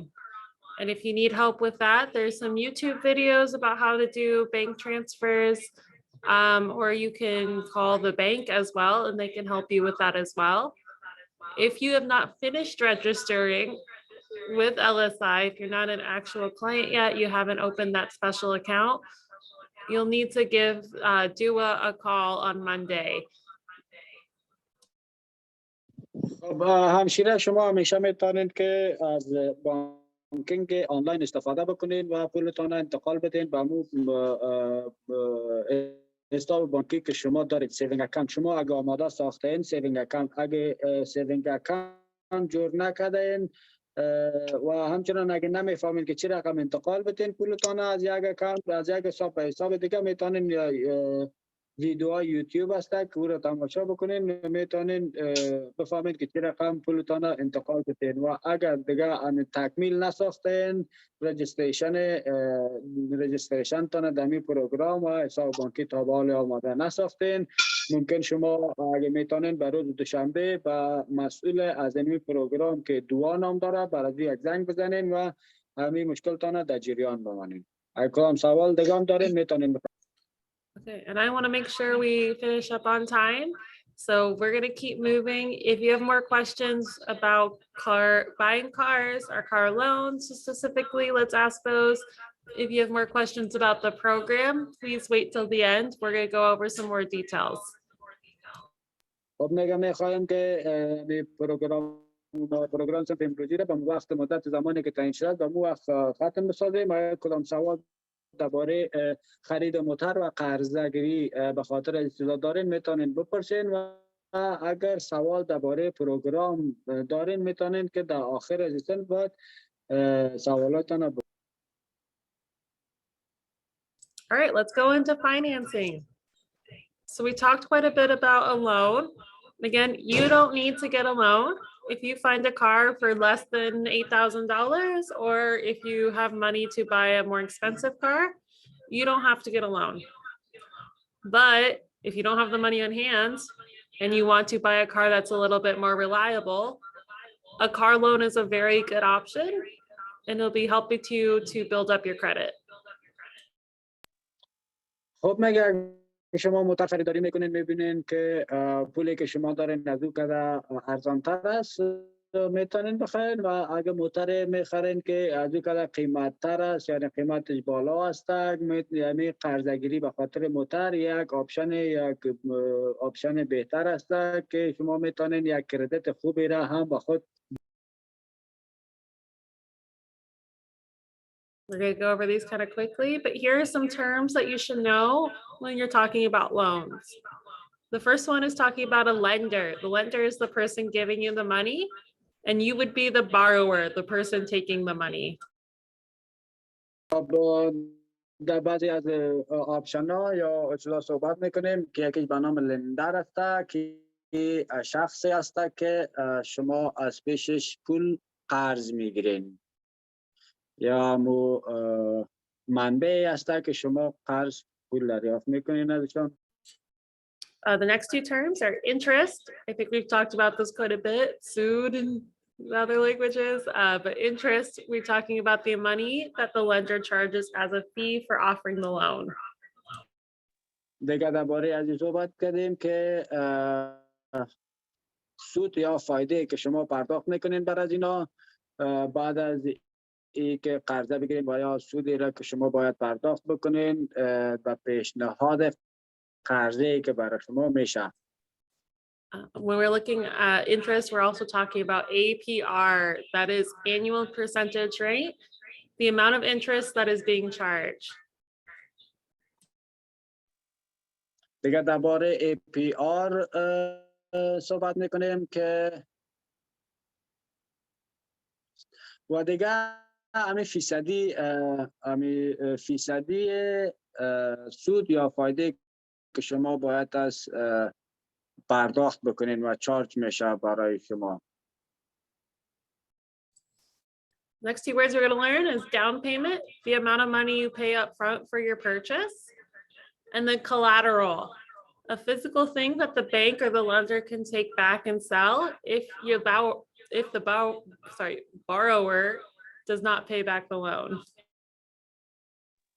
و دیگهش درباره داون پیمنت یا پیش پرداخت را هست که ما صحبت میکنیم و یک بخش دیگه است که اگر کدام اشیا اجناس و یا هر چیزی که داشته باشین به خاطر پرداخت از او که دوباره پرداخت بکنین، اگر شما نتوانین که همون قرضه را به وقت مدت زمانش دوباره پرداخت بکنین از جایی که قرضه میگیرین. مثلا ما شما در افغانستان هم داشتیم که وقتی از بانک ها قرضه میگرفتیم یا قرارداد خط یا قوالی خانه یا یک چیزی را به ضمانت میگذاشتیم که اگه نتونستیم امور را پرداخت کرده، همون شرکت یا کمپانی میتونه که امور را به فروش برسانه و قرض یا پول خود دوباره. So the lender for car loans could either be a financial institution like your bank or your credit union, or a lot of dealers will also offer car loans. خب به خاطر از این میگه کسی که از شما قرض برش میگیرین امو هم برای شما بعضی از معلومات درباره فایننسینگ یا آماده ساختن بودجه تان پیشنهاد میکنه و همچنان بانک ها و هم میتونن از اونها پیشنهاداتشان ببینین و بگیرین که چه رقم شما میتونین قرضه دریافت. When we talk about collateral, we're talking about a secured or unsecured loan. Most car loans are secured with collateral, meaning that the car that you're buying is the collateral on the loan.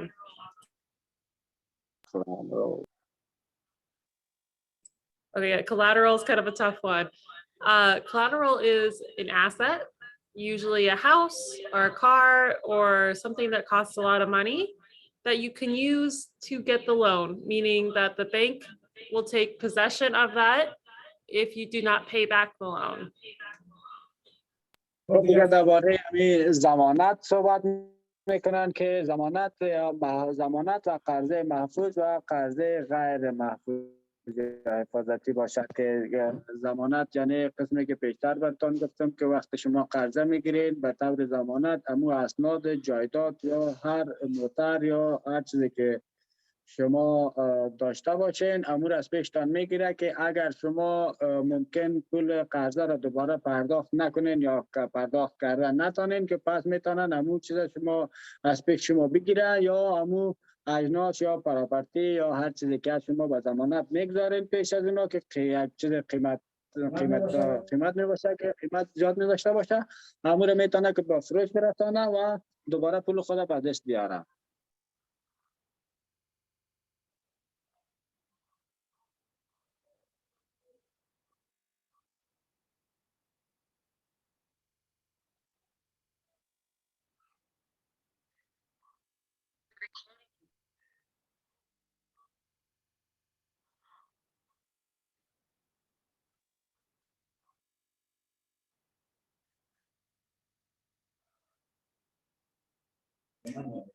Sure. So that's a good question. You can get a car loan from anywhere. We don't care where you get your car loan if that's what you're asking. In terms of where you get the car loan, typically the credit union that you already have an account with is going to give you some of the best rates.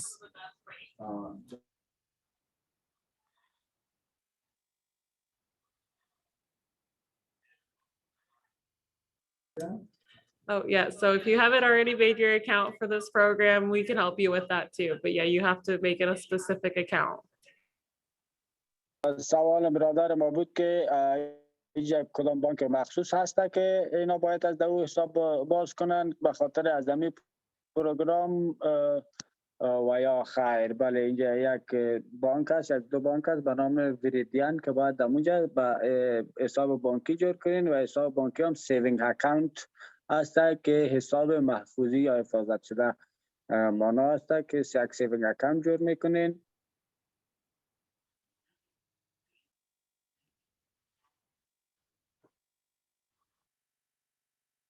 Account and I deposit this much money. Right. It does help if you make the account and you let us know. But we do get reports every month too. وقتی که شما حساب باز بکنین دوجا میتونید شما خودتون برای اینا معلومات بتین که اینا مثلا حساب خود جور کردم و پیسه را انداختم و غیر از اون خود از اینا هم راپور دریافت میکنن که ما اینا فلانی حساب باز کرده که اینا قدر پیسه در حساب خود پرداخت.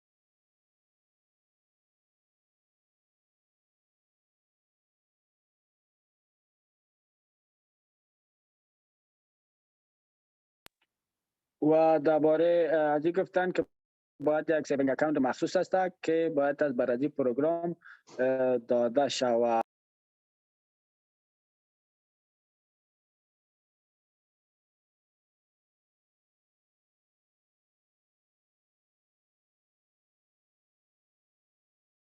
the bank account that you're So when you registered, we gave you a piece of paper to take to the bank with your name on it, and it was a letter to the teller telling them what kind of bank account to open. If you took that to Viridian and you opened an account, then you're good. If you did not, if you need some more help, please let us know. We can get you help. و یک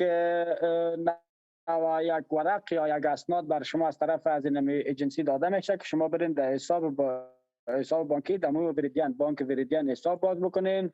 وقتی که ورق ببرین دمو خود بانک اونا خودشان میفهمن و معلومات دارن که از طرف این ایجنسی برای ما پیشنهاد شده و وقتی که حسابتان جور کردین در بانک دیگه شما راحت باشین و کارتان پیش میره.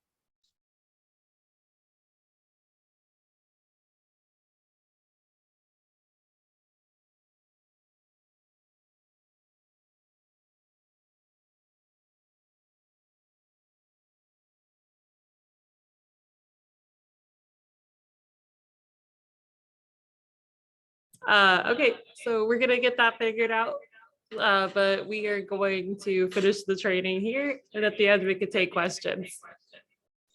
خب میگم کمک میکنیم و معلومات براتون میتن میریم و ترینینگ فعلا پیش میبریم. خلاص شد در آخر بازم صحبت میکنیم.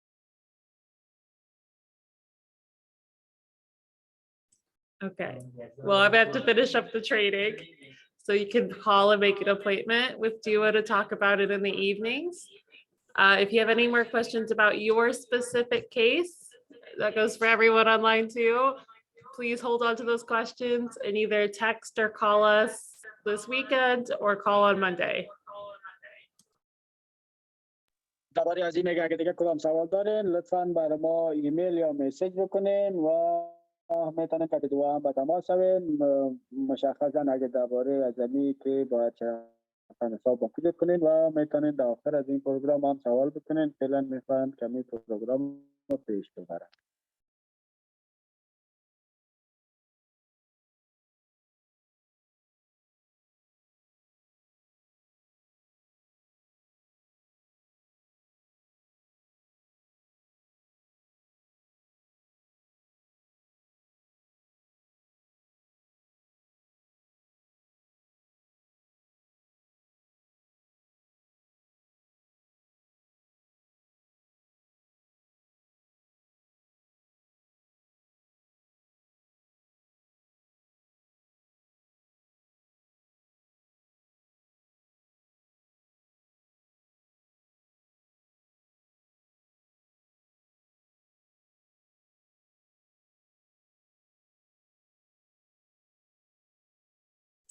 All right, we're gonna keep going here.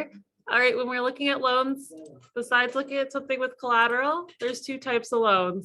They're called traditional loans or balloon loans. Traditional loans mean that you have the same interest payments and monthly payments for the entirety of your loan period. دو رقم قرض‌دهی داریم، تردیشنال یعنی همون قرض‌دهی عنعنه‌ای یا قسمی که معمولاً اینا قرض می‌دهند و دیگه بالون لونز با اسم بالون لونز است که دربارش معلومات براتون می‌دم. Balloon loans mean that you might start out with very low interest or no interest for first few months or a year, which makes your payments lower to start with, but it grows after that beginning period. It's more. و دیگه برنامه بالون لونز که است قرض‌دهی بالون به این معنا می‌ده که وقتی که شما خودتون قرض را می‌گیرین همین آغاز پرداخت کننده همین قرضه که ما شما پرداخت میکنین همین کم است، مقدارش کم است یا سودش هم کم است. هر یعنی مدت زمان که گذشته میره نزدیک به خلاصی میشه هم پول پرداخت قرضه شما بیشتر شده میره. و در تردیشنال لونز که میگن یا عنعنه‌ای هم یک چیزی است که از اول وقتی که شما قرضه میگیرین با همون مقدار که شما پرداخت میکنین دائما همون مقدار همیشه تا وقتی که قرضتان خلاص شود همون مقدار پرداخت میکنین، یعنی یک مقدار مشخص داره. ولی بالون لونز که است این یک مقدار مشخص از باز پرداخت قرضتان نداره. وقتی که شروع میشه از شروع پول کم یعنی پرداخت میکنین و تا آخر آستا ما دما که گذشته میره پول بالاتان اضافه شده میره و سودش را بیشتر پرداخت کرده میرین. Sweet. Now, there's two types of lenders. When you go to direct financing, it means that you usually go to a bank or credit union, fill out a single loan application for a single loan, and that person approves or denies you, and you make your payments to that bank or credit union. و دیگه میرین درباره تندر نو Direct loan. دایرکت لون دیگه میرین درباره قرضگیری مستقیم می باشه که شما میتونین برین که در بانک و یا در کردیت یونین بانک و هر جایی که شما قرضه یا کردیت کارت دارین که از اونا صحبت بکنین و میخواین که قرضه بگیرین و اونا باز برای شما باز معلومات میتن که یا رد میشین یا دیگه قبول میشین به خاطر همون قرضه که شما پیشنهاد. So indirect financing means that you fill out the loan application with the person who is not actually providing the loan. This typically happens at dealerships.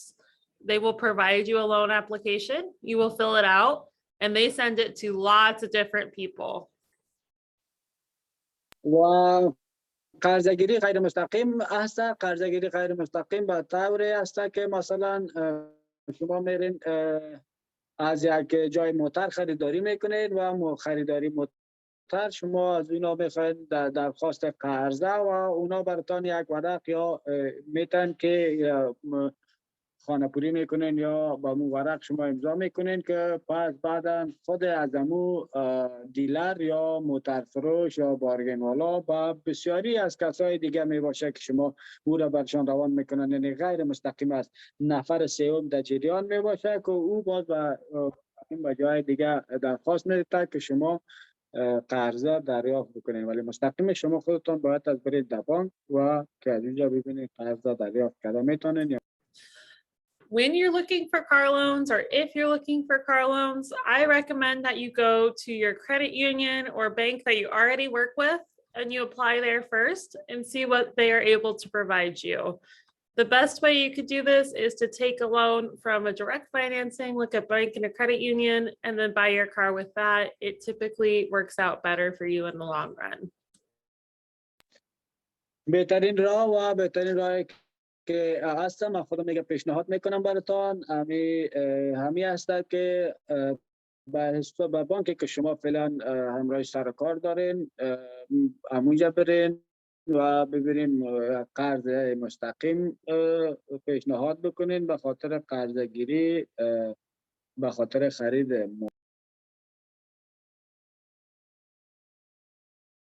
All right, this chart's just showing you that the longer your loan is, the smaller your monthly payment is, but the most you're going to be paying in interest over time. So again, when you're looking at loans, try to find a loan that's for a shorter amount of time. Yes, your monthly payments will be higher, but you're going to be saving a lot of money in interest by the time you pay off your car. یک چارت هست که برای شما نشان میده که شما میتونید که با مدت طولانی تر بتونید قرضه بگیرید، ولی بهتر همی است که یک قرضه مدت طولانی نباشه، وقت زمانش طولانی نباشه. درست است که شما وقتی که با مدت کوتاه مدت قرضه میگیرین پول بیشتر پرداخت میکنین، ولی به خاطر از سود کمتر پرداخت میکنین. وقتی اینجا ببینین که حد اوسط یا فیصدی از او که به اونجا در چارت براتون نشان میده که چقدر، یعنی وقتی که شما قرضه طول المدت بگیرین چقدر شما در اونجا باز دوباره باید از سودش پرداخت بکنین. All right, when you're shopping for loans, if you're applying at more than one place, which you probably should get a good rate, do it all within 2 to 4 weeks so that it doesn't hurt your credit score. وقتی که شما درخواست میکنین به خاطر قرضه شما باید از یعنی از جاهای مختلف برین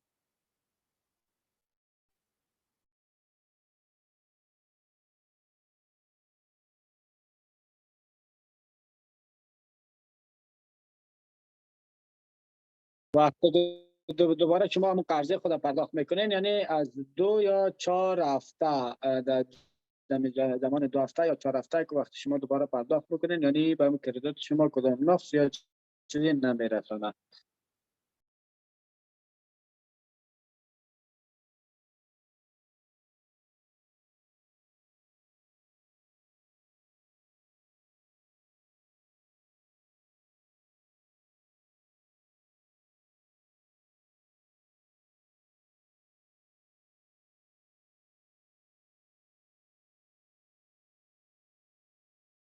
Good question. So when you take a loan, the loan terms are going to be telling you how much you pay every month. So it usually takes a few years to pay off a loan. So you'd make payments once a month towards your loan payment. Good question. یک سوال داشتم یادم که مثلا قرض بگیرید باید از 4 هفته پرداخت بکنید. نه خیر، نه اون طویل مدت نباشه. اما قرض خودتان ماهانه که چیزی هست سرتان نه، همون را باید پرداخت بکنید در جریان 4 هفته. All right, so this is what experts usually recommend if you are getting a loan. Step 1, checking your credit. Figure out what your credit is, if you can get a loan, or what offers people with no credit might be able to find. قسمت اول همی کارشناسای قرض دهی که هست پیشنهاد میکنن که استپ اول یا قدم اولی هست که شما کردیت خود باید چک بکنین، ببینین که شما چه رقم یک کردیت دارین و طریق از همون شما میتونین که پیش برین. Step 2, apply at your local credit union or bank that you already use. You can tell them, I'm looking for a car and I'm looking to pay this much for a car, and this is what I want my monthly payments to be. They could help you, they can approve or deny that loan, but then you know how much you're going to pay for your car. آدم دومی هست که شما میتونین در بانک که شما استفاده میکنین یا کردیت یونیونی که شما استفاده میکنین در اونجا برین، مستقیما نمرهشان به تماس شوین و باشان درخواست کنین که ما میخوایم قرضه بگیریم به خاطر خرید موتر و به مقدار هینه قدر مقدارش که شما نظر به خودتان هست که چقدر مقدار شما ماهانه میتونین دوباره پرداخت بکنین و برشان پیشنهاد بکنین. اونا ممکن قبول بکنن و ممکن رد شوند، ولی شما هم میفهمید که چقدر تا کدام مقدار شما میتونین که قرضه بگیرین و یا استفاده کنین و چه مقدار شما میتونین موتر خریداری کنین. دیگه تان تخمین زد. Then the bank can give you a pre-approval letter that tells the dealership or anyone you buy a car from that you have been approved for this amount and that that's what you are going to pay. This means when you go to a dealership or when you go somewhere else, they can't really push you to buy a car outside of that. So you've set your price. The dealership knows your price. They're not going to say, well, maybe 5,000 more. You have more power that way. از همین طریق برین، از طریق بانکتان اونا برای شما یک اسنادی را فراهم میکنن، میتونن که اسناد تاییدی میباشه که شما تایید شدین به مقدار مقدار پول قرضه که وقتی که شما همون اسناد داشته باشین برین به خاطر خرید موتر و مثلا همون موتر فروش یا دیلرشپ شما را نمیتونه که وادار به پرداخت پول بیشتر یعنی پول قرضگیری بیشتر بکنه. وقتی که شما او مقدار داشته باشین در او صورت شما یعنی پاور یعنی زور یا قدرت بیشتر دارید که موتر در اون قیمتی که برای شما تایید شدگی است تا نمو میتونیم قرضه بگیرین از کلا بالاتر یعنی شما سر شما نمیتونه که تایید بکن. All right, car shopping, the fun part, the stressful part. Just a reminder, Dua and I do not go car shopping. We are not good at it. If you are looking at cars, you want to find a friend or someone to go with you who can take you. We do have a few volunteers who are willing to take people out to go car shopping. There's not very many of them. Their schedule is limited, but if that's something you need, you can let Dua know and we can see if we can get something set up. بخش دیگه که بخش خریداری موتر است که چطور میتونین چه رقم میتونین برین خریداری موتر بکنین. نه ما و نه دعا مگه ما درباره از این نمیخواین که ما را ببرین به خاطر از اینکه ما درباره موترها معلومات نداریم و نمیتونیم صحیح، ولی شما میتونین از دوستای خود و کسایی که ارتباط دارین از اونا پرسان کنین و اونا رو ببرین با خود که موتر بخرن. ما داریم یک دو یا رضاکاری هست که تیما کار میکنه و میتونه که اونا شما رو بگیرن و ببرن به خاطر خریداری موتر. With a volunteer or just in this program, you're responsible for the car you buy. We're not making any recommendations on who you should shop for or what kind of car you should buy. These are all decisions you need to make for yourself so that you get the car that's good for you. We can't help with any of that because, again, we're not experts.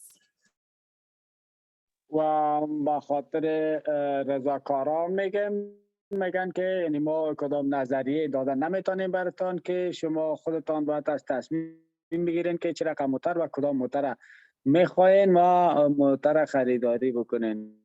فقط اونا کمک میکنن که شما رو ببرن به خاطر خریداری موتر. نه ما و نه دوا و نه اونا کدام موترشناس یا نیست.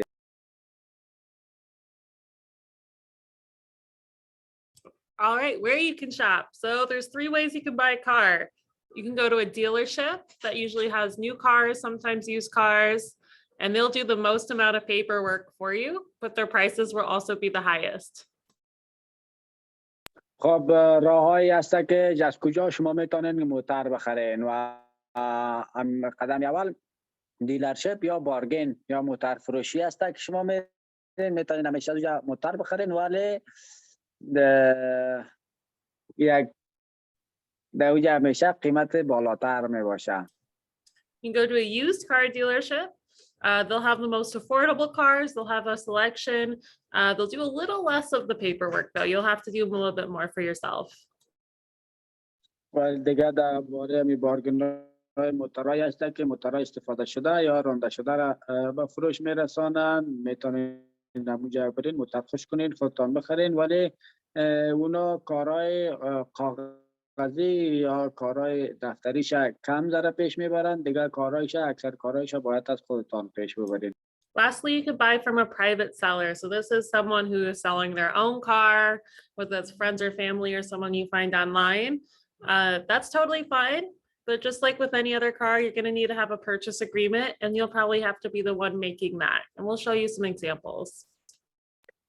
دیگه درباره از این هست که شما میتونین از نفر شخصی یا کسی که میخواین که به دیلرشپ یا با بارگین ارتباط نداشته باشه، مثلا یک نفر میخواد خودش موتر خود سودا کنه، دوستانش رفیقتانش یا از طریق دوست رفیق پیدا کردین و بازم تصمیم گیری به دست خودتان است. خودتان باید از تصمیم میگیرین و به خاطر از او یک قرارداد خط یا قرارداد خط فروش موتر و خرید موتر ضرورت است و اسنادهایی که ضرورت است به چه رقم میتونین بخرین درباره براتون صحبت میکنم. All right, what you need when you go to buy a car, what do you bring with you? The first thing you need is if you're using a loan, if you've already applied, bring your pre-approval loan information. They'll give you that packet when you approve, when you get the pre-approval for the loan. بخش اول از این است که وقتی شما میرین به خاطر خریداری موتر یک کاغذ یا اسنادی که از طرف بانک به خاطر تثبیت قرضه تان که داده شده امور باید از خود داشته باشید. You'll need your driver's license or your permit, and you'll need proof of insurance. We'll go over insurance in a little bit. و لیسانس دریوری خود داشته باشین یا پرمیت خود داشته باشین و دیگه درباره پروف آف اینشورنس یعنی تاییدنامه اینشورنس یا بیمه است که درباره او صحبت. Lastly, you'll bring your money for your down payment. So if you're going to pay for your car completely in cash or whatever, you can bring that. If you're using a check, you can bring that. For the LSI match program, it's going to work a little differently. You'll go kind of shopping first. You'll get a purchase agreement first, and then you will bring the money to them after. و دیگه پرداخت مقدار پول است که به خاطر از اینکه موتر میخرین مثلا شما میتونین که پول نقد با خود داشته باشین و یا داون پیمنت اگه دوباره دیگه باقی ماندهش به حساب قرض میباشه داون پیمنتش داشته باشین. پول پیش پرداخت ولی به خاطر پروگرام آیدیه یا ماشین گرندی که از طریق رسای پیش میره کمک داره تفاوت داره. شما باید اول موتر بخرین و بعد از اینکه موتر خریدین این دوباره براتون پولش پرداخت میکنن و طریق چک. All right, whenever you're shopping for a used car, I think a lot of you will probably look for used cars. That's what most people do when we start out. You're going to want to get a vehicle history report. Vehicle history report. That is something the dealer will probably have if it's a certified used car dealer. If not, you can get some information from the car and look it up yourself. دیگه درباره موتر کسایی که میخوان موتر استفاده شده یا رانده شده را به خریداری بکنن درباره یعنی بک‌گراند از این معلومات درباره از اینکه موتر چه رقم است یا خریداری بکنن. بعضی از موتر فروشی ها خودشان بک‌گراندش داشته می باشن معلومات درباره موتر که چه رقم است یا موتر پاک است مربوط کدام جرم و جرایم استفاده نشده باشه یعنی هیستوری یا گذشته از این شما میتونین که دریافت کنین که با معلومات از این گرفته و میتونین خودتان دارید. All right, so we just got a question in the chat about pre-approvals for loans. Again, if you're looking for a car loan, you can go to a bank or a credit union and ask them to apply for a car loan. You can even do this online a lot of the times. When you do that, you can work with the banker after you fill out the application about what they will be willing to give you and what the terms are. And then they give you what's called a pre-approval, meaning that they will give you that rate when you go to buy that car. به خاطر پری اپرووال لون به یک سوال آمده در چت روم که سوال کردن به خاطر درباره پری اپرووال لون یعنی قرضه تاییدی قرضه پیشکی یعنی وقتی که اونا بر شما گفتم که یک اسناد را فراهم میکنن شما میتونید به اون مقدار قرضه که شما میتونید از بانک دریافت بکنید. به خاطر از اون شما باید از برین و میتونید از طریق آنلاین هم به تماس شوید و میتونید خودتان در بانک یا کردیت یونیونی که خودتان همونجا حساب دارین یا داده گرفت دارین که دیشان میتونین همونجا برین و درخواست بکنین. اگه قبول شدین اونا براتون یک ورقه میده که شما میتونین ولی وقتی که شما برین اونجا برای شما نشان داده میشه که میتونه که مقدار پول قرض بگیره. بعد از اینکه اونا خریداری کردن باز قرض براتون داده میشه پیش از پیش براتون قرض داده نمیشه به خاطر. All right, okay, so back to shopping for a used car. To getting that vehicle report, there's a website called CarFacts where you can go look up your car information or auto check. So there's two different websites to do that. And I can put those in the chat too. I can also email those out. Emailed out a few documents to everyone as well. Lastly, odometer readings. Odometer is the part of the car that tracks how many miles the car has been driven. Remember, higher mileage just means the car has been used more, which might mean that they won't last as long. به خاطر خریداری موتور استفاده شده یک دو سایتی است که با نام کارفکس و آتو چک است که ایرا برتان در چتینگ روان میکنه. میتونین که از این طریق پیدا بکنین موتورهای استفاده شده را که هم سایت هایش هست و دیگر درباره آدومتر ریدینگز این چیزی را میگن که وقتی که شما موتور میخرین بخش هست که اون تثبیت میکنه که هم در جایی که مایلجش هست که چقدر مایلج این موتور چلیده یا استفاده شده. دیگه براتون قسمی که پیشتر گفت که مایلج بیشتر بالاتر مناظی را میده که موتور بیشتر استفاده شده. All right, whenever you're shopping for a car, used or new, the few things you need to keep track of or things to think of. First off, you want to find a dealer that you feel comfortable with, someone that makes you feel listened to and supported. به خاطر خریداری موتور جدید یا کنک اگه شما میرین با بخش اولش که گفتن میرین پیش دیلر یا موتر فروش یا بارگین که در بارگین که شما موتر میفروشین باید تا وقتی که شما میرین یعنی راحت باشین، راحت احساس کنین و کسی شما معامله بکنین که خودتان راحت احساس بکنین و بتانین که کسی که بتونه نگاه شما را به راحتی بشنوه یا برای شما درست و راحت بتن. When you're shopping for cars, go shopping during the day on the weekends when the light is good, because if you're shopping at night, you might miss some things when the light is not good. During the day. خریداری محترم برین در روزای رخصتی، روزای میان هفته برین و از طرف شب نرین، از طرف روز برین، به خاطر که از طرف شب ممکن بعد شما بعضی چیزا در نظرتان نبیاید و نبینید. Then trust your gut. That's what we say sometimes, but trust your instincts. If something doesn't feel right, go with what you're feeling. خب میگه احساسات خود را ترجیح بدین. ببینین وقتی که اگه درباره کدام چیزی یا درباره موتور احساس درستی نمی داشته باشین و باید یا پرسان کنین یا صحیح معلومات بگیرین یا هر قسمی که نظر شما باشه یعنی احساس بکنین که اگه احساس میکنین که نباید یک موتور بخرین نباید بخرین. اگه احساس میکنین که مثلا ما باید سوال بکنیم که اینی چه رقم است یعنی مشکوک می باشین، با احساس خود برین. همین Right. Then don't be afraid to walk away from a car. There's plenty of other cars out there. If you don't like the price, if you don't like the car, leave. You can find something different. موتورها بسیار زیاد است هر جای و ضرور نیست از جای که رفتین از اون جای مثلا موتور به خریداری بکنین. میتونین در هر جای موتور جات است، دیلرشیپ بسیار جات است، خودتان میتونین از جایی که موتور مورد پسند یا خوشتان آمد میتونین که از اون موتور خریداری بکنین. اگه یک جای موتور خوشتان نمیاد میتونین دیگه زد باشه. بسیار زیاد بخشید. بفرمایید برادر. ببخشید بسیار زیاد من مزاحمت هم کردم در جریان صحبتایتان. نام ما ربیع‌الله است. 1.5 ساعت چیز کم 2 ساعت میشه همراهتان هستم دیگه. ما ساعت 12:50 در جانسون لایبرری به خاطر وای فای اپاینتمنت داریم، باید اونجا اشتراک بکنم دیگه دوستای ما هست اینجا. ما امروز از او خواهش میکنم که همین جزئیات بعدی گپ باز در دسترس ما قرار بدن دیگه. اگه اجازه تان باشه ما میخوایم که لیو بکنم جلسه را.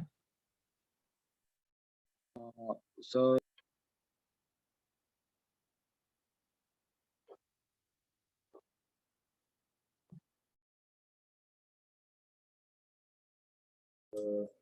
okay, wait, I want to leave and go that.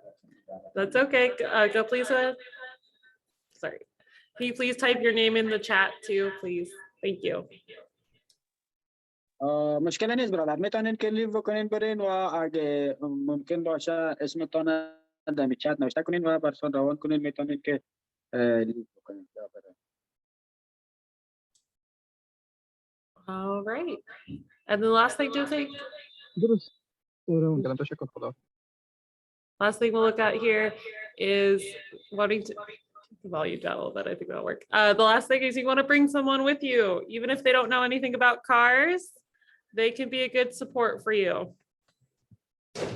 و یک چیز دیگه که کسی را که میخواین که خودتان برین اگه ببرین در به خاطر خرید موتور، اگه ممکن درباره موتور معلومات بیشتری هم نداشته باشن ولی بازم از شما ممکن باشه یک بخش مایوی خوب پیش ببرن، ممکن یک نظر خوب براتون بدن. All right. In the US, you can test drive your cars. That means when you go to shop a car, you can ask to take a test drive, meaning you take the car out and take it for a little drive for about half an hour or so. خب شما دیگه میتونین که موتور وقتی که میرین به خریداری موتور میتونین که موتور به تست ببرین یا به خاطر چک یا به خاطر آزمایش ببرین. وقتی که میرین موتور خریداری میکنین میتونین از کسی که موتور خریداری میکنین درخواست بکنین که ما میخوایم ببرم میره به خاطر چک یا یک تست یا که ببینیم چی رقم یا آزمایش. میتونین به نیم ساعت 20 دقیقه یا 1 ساعت درایو بکنین و ببینین که خوشتان میاد یا نه. When you do this test drive, don't use the radio. Just see how the car feels and listen for any weird noises the car might be making. وقتی که موتور میگیریم میبریم به تست درایوینگ از رادیو، آهنگ‌ها و چیزای دیگه استفاده نکنین. فقط موتور برانین ببینین که اگه کدام صداهای مخشوش کننده یا صدایی که به نظرتان میرسه که مشکوک است یا کدام جایش خراب است، بر از اینا چیز بکنین، فکر بکنین که بفهمین که کجایش خراب است یا چیز ضرورت داره. Sweet. All right. You can also take your car to go have it checked out by your auto mechanic. To do this, you probably have to make an appointment with a mechanic first and just borrow the car from the used car dealership. The mechanic will check it out and see if there's any problems that he can tell from the get-go. و دیگه شما میتونین که کدام مستری یا شخصی دارین یا میتونین که پیش از او برین که ببینم موترتان چه رقم است و چی مشکل داره و تمام جزئیاتش بر شما ارائه بکنه. ولی میتونین که شما موتر برین بعد از اینکه موتر after the buy پیش از اینکه قبل از اینکه موتر خریداری بکنین میتونین ببرین، ولی به خاطر از اینکه شما با دیلرشپ برین یا با پیش از اون مستری ترمیمگاه موتری که مورد نظرتان است اونجا ببرین، باید است که از ما پیش از پیش وقت ملاقات باید است داشته باشین، وقت ملاقات پیش بگیرین و باز برین.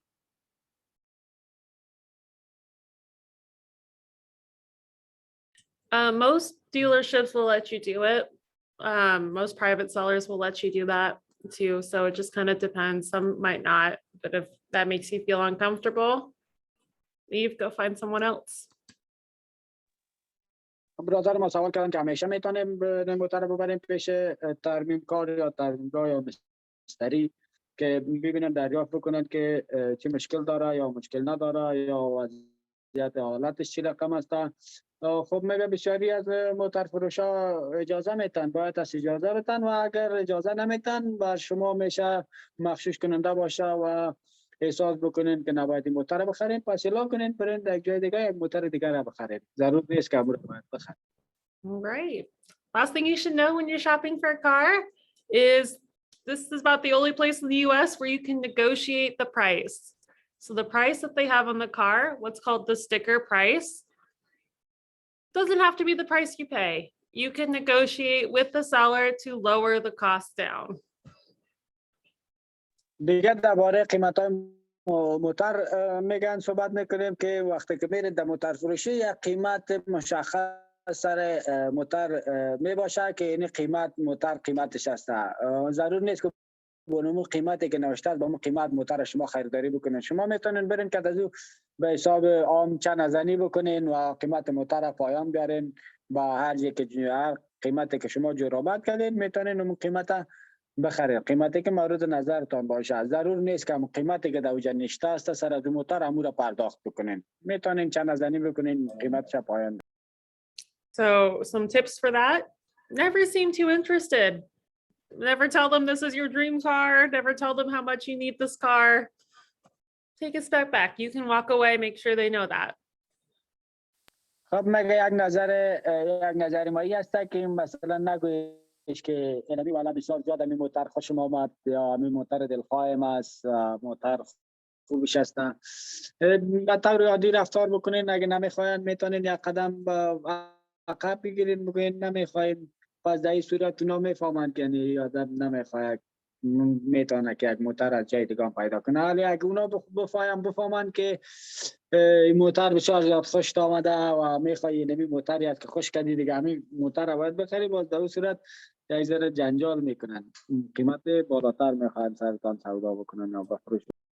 Never tell the dealer how much you want to pay for your car or how much your targeted monthly payments are.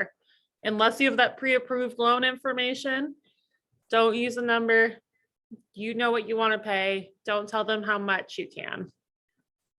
و دیگه هیچ وقت با موتر فروش نگوین که برین از پیشتان سوال میکنه تا چقدر شما میخواین که موتر بخرین. هیچ وقت برایشان نگوین که تا این قدر قیمت نمیخواین موتر بخرم، یعنی نمیخواین که بگوین یعنی درآمد مالی تانه ماهانه چقدر پول شما میتونین سیو بکنین یا درآمدتان چقدر. هیچ چیزا به خودتان ارتباط داره و هیچ ضرور نیست که به موتر فروش شما بگوین. Yeah, they're always going to ask that. You don't have to tell them.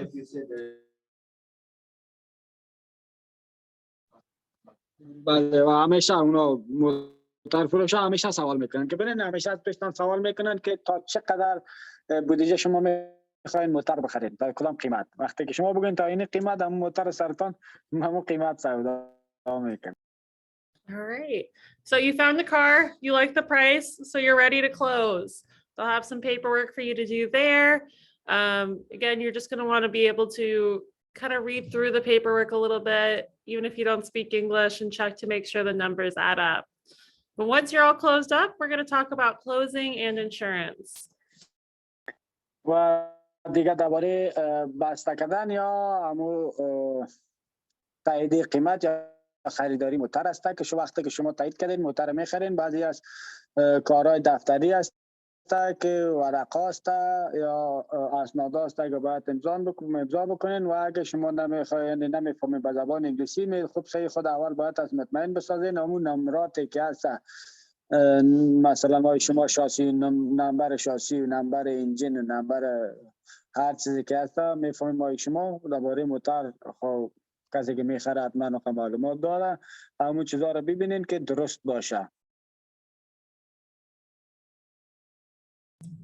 For the savings match program, if you are getting a match from LSI, the first thing you need to do after you get that purchase agreement, that contract between you and the seller, the first thing you need to do is get that purchase agreement to me or Dua. You could do this by sending it to the office, dropping it off at the front desk, or just take a picture of it and text it or email it to me or Dua. خب میگه وقتی که ما خریداری موتر از طریق پروگرام آیدی یا مچنگرام از طرف ایجنسی LSI است که از این طریق است شما وقتی که موتر خریداری میکنین امو اسناد یا وقتی که یا قرارداد خطی که بین شما میشه و بین نفر مقابل شما میتونین که امو را در خود دفتر بیارین و در میز معلومات بر ما بتین یا میتونین که عکسش صاف یا پاک بگیرین و با همین خانم یا با خانم دعا بفرستین از طریق ایمیل یا از طریق مسیج یا میل کنین برش.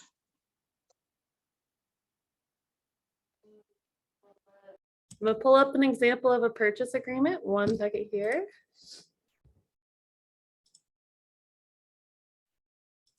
یک نمونه از قرارداد خط خرید موتر براتون نشان میدم. This is either. This is dealerships will have bigger ones. This is if you were doing it private, but it's the same information.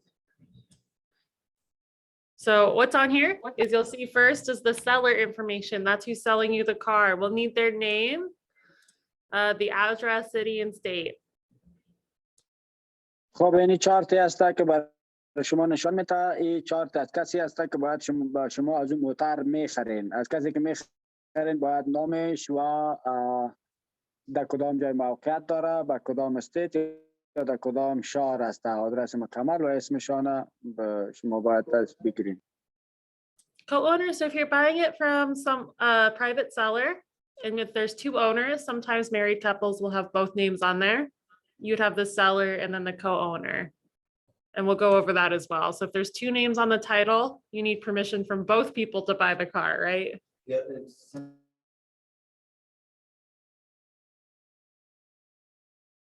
Yeah, بعضی اوقات موتر شریکی می باشه که دو نفر یک جای موتر میخریده باشند، در اسنادش نام دو نفر ذکر می باشه که کو اونر. برادر ما سوال کردن که به حساب کو اونر یعنی چی معنی میده. بعضی اوقات موتر به اسم دو نفر می باشه. وقتی که شما موتر خریداری میکنین خودتان مطمئن بسازین که اسم هر دو همون شخص در اونجا ذکر شده باشه که هر دوشان تایید کنن و که هر دوشان آماده به این هستند که این موتر برن.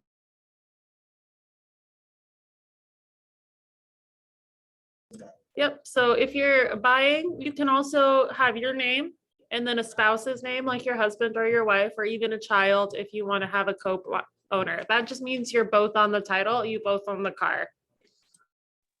و همچنان در بخش طرف دستراز که میبینین بخش دیگه است که معلوماتی خودتان است که شما میتونید در اینجا موتر یا به اسم خودت یا به اسم خانمت یا به اسم اولادی که دارین، طفلی که دارین میخواین اسم از او هم دمون نام باشه میتونین به نام 2 نفر خریداری کنین. همونجا نام هر 2 نفر باید از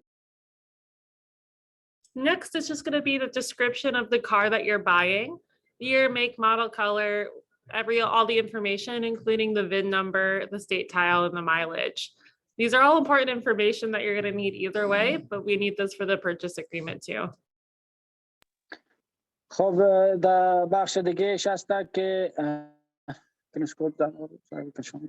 یعنی بخش دیگه هست که شما باید است که معلومات محترم باید درج بکنین که اون نشته است سالش است یعنی باز کدام کمپانی است رنگش است و معلومات اضافی دیگه است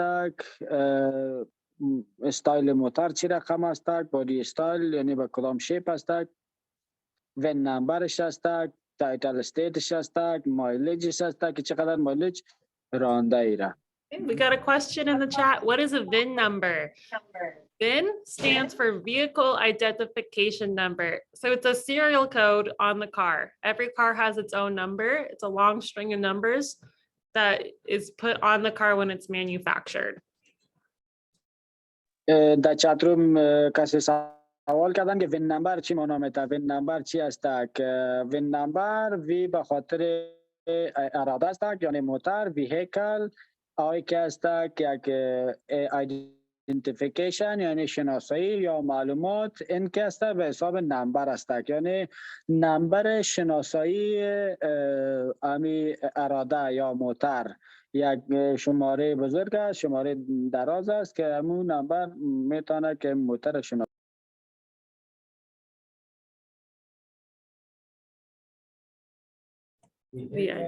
Vehicle identification number. Yeah.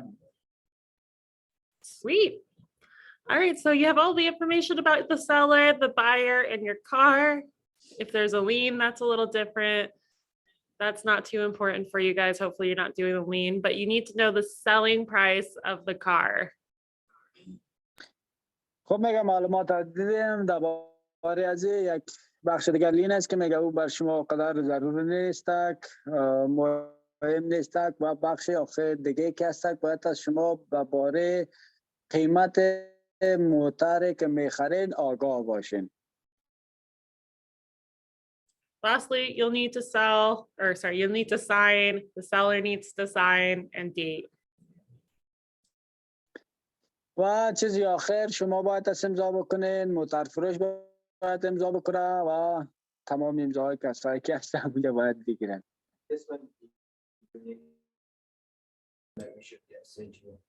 Yes, this is what I would like sent to me. There are different forms. So if you're going to a dealership, they will have their own purchase agreement. It might look a little different, but it will have all the same information. همین ورقی هست که داخل باید از شما این ورقا را باید از برای اینا روان بکنین بعد از اینکه موتر خریداری میکنین و این را برایشان روان بکنین ولی موتر فروشی ها ورقای یا اسناد مختلف دارن ولی معلوماتشان اسنادشان یعنی تصویرا مختلف به نظر میرسه ولی معلوماتشان تمامش یکسان است تمام یک معلومات هم.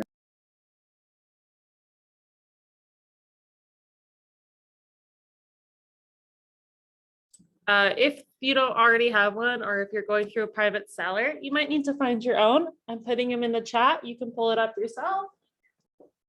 Otherwise, we have them here at LSI. You can come pick up printed ones if you want. If you're in Cedar Rapids, we can mail them to you.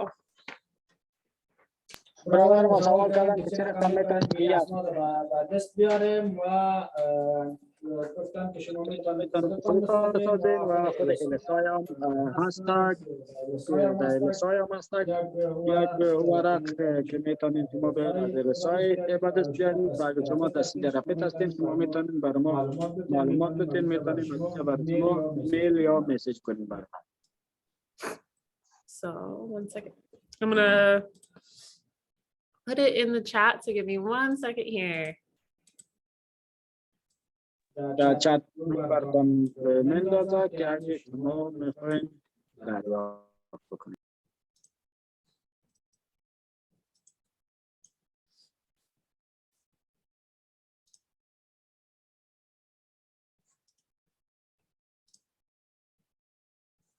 If we have a loan for like more than a purchase than that rate, do we have to bring the loan documents to provide the loan documents to? Good question. We, like, Yep, going to so pay later for that, or whoever we going to apply for. if you get a loan, I don't need the loan documents. The only document I need is that purchase agreement, and it can look like, it doesn't need to look like the one I'm sending, but that's the only document me and Dua need to start making the check. If you're getting a loan, great. I don't need the loan information. If you want to send it, that's fine too, but we really just need the purchase agreement. خب یک سوال کردیم ازشون، گفتیم که اگه ما مثلا قیمت بالاتر از قیمتی است که ما میخریم قرضه بگیریم یا ماهانه برشان پرداخت بکنیم، باید تصویر برای شما روان کنیم. اسناد از اینا میگن ضرور نیست که قرضه را بگیرین. اگه شما خودتون روان میکنین خوش خودتان است، اگر نیست ضرور نیست. ما فقط همین کاغذ خریداری همین موتر نیاز داریم که باید همین را برای ما روان کنیم. I am putting something else in the chat. I'm opening it, so give me just a second here.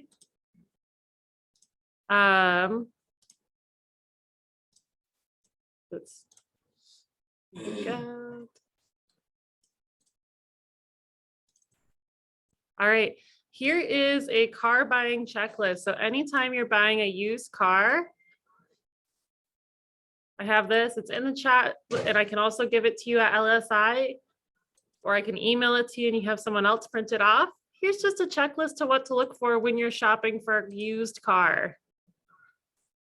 همین یک چکلیست است که انداخت چتروم انداخت روان کرده که موتر استفاده شده رو می‌خرید. این چیزایی است که شما باید است متوجه شوین و ببینید در نظر داشته باشین.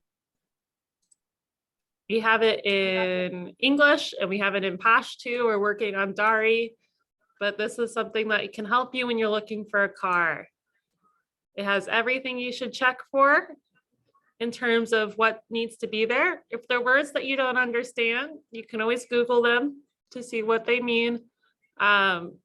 But it's all the things you need to check for. And sign their mark. We should mark. Yeah. Yes or no. Yeah, you can mark if you want, if that helps you keep track of things. This is just a tool for you to use. That's between me and.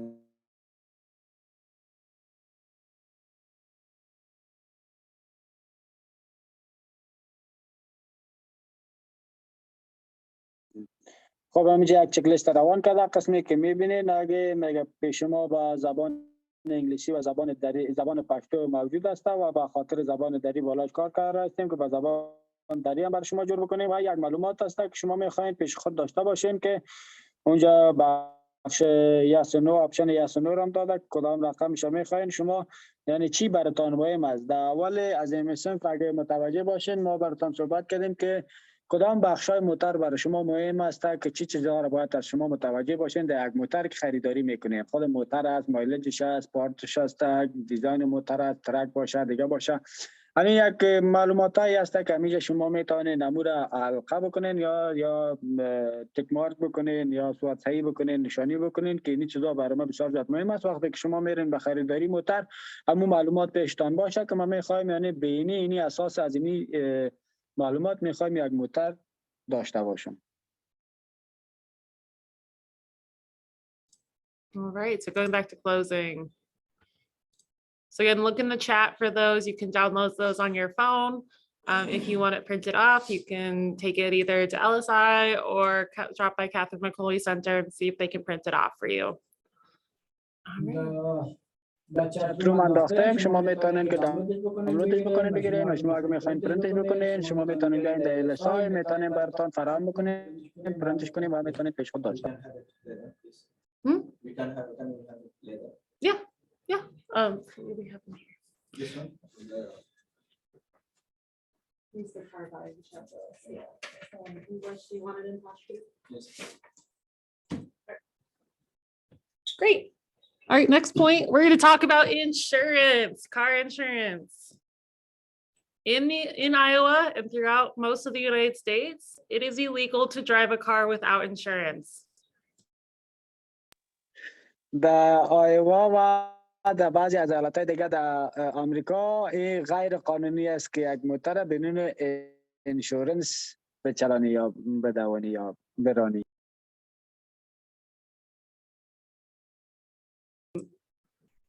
I don't need to see proof of your insurance. It is not my job to make sure you have insurance. This is on you. If you are caught driving without insurance, there are really big fines and your license will be suspended, meaning they will take your right to drive away. و میگم از ضرورت بر من نیست که من باید از انشورنس تان سعی کنم یا بر من فراهم بسازید. و اگر شما موتر را میرانیم بدون انشورنس از و بسیار زیاد خطرناک است و جریمه های بسیار زیاد بالا داره و ممکن که لیسانس شما را از پیشتان بگیره و نتانیم دیگه دریوری اجازه نداشته باشیم. Right.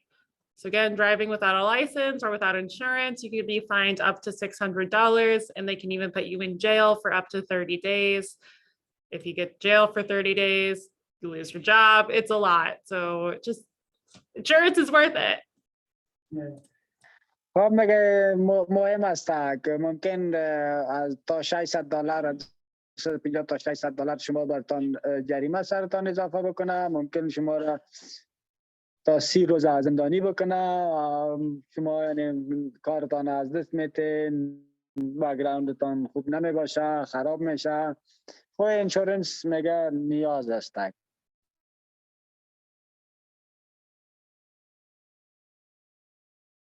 چطور میتونیم که یک انشورنس یا بیمه درست داشته باشیم؟ So the first thing to start with is you can always just ask your friends and family about what insurance they use and how much they pay, that sort of information. Oftentimes, credit unions will have special deals for car insurance. You can also check with your credit union.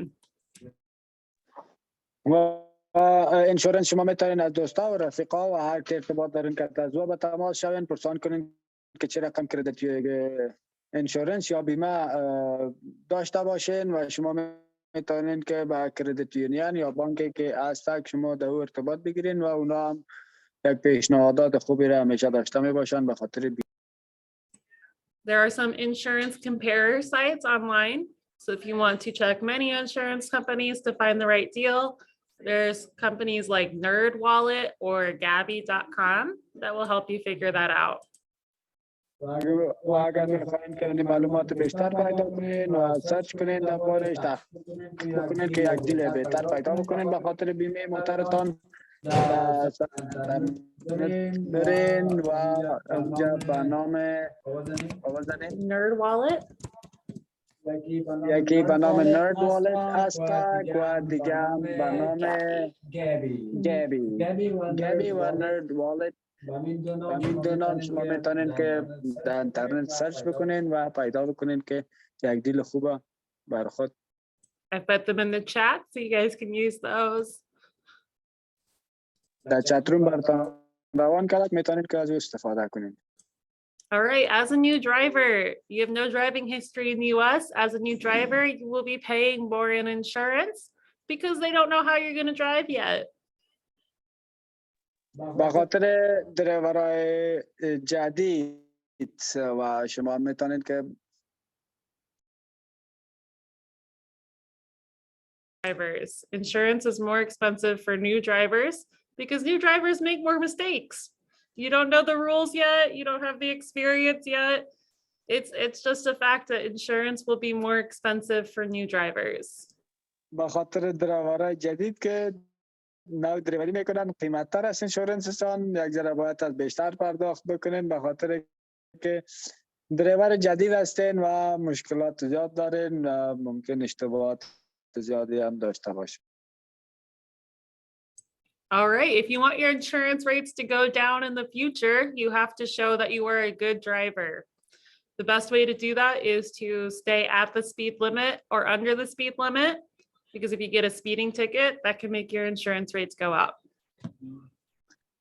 خب به خاطر از این باید است که قانونا را صحیح پیش ببرین و قانون دریوری را که یک ریکارد خوب داشته باشین به خاطر انشورنستان که انشورنستان قیمتش بالا نره، باید از در صورت که تعیین شدگی است در سرعت برانین موتر.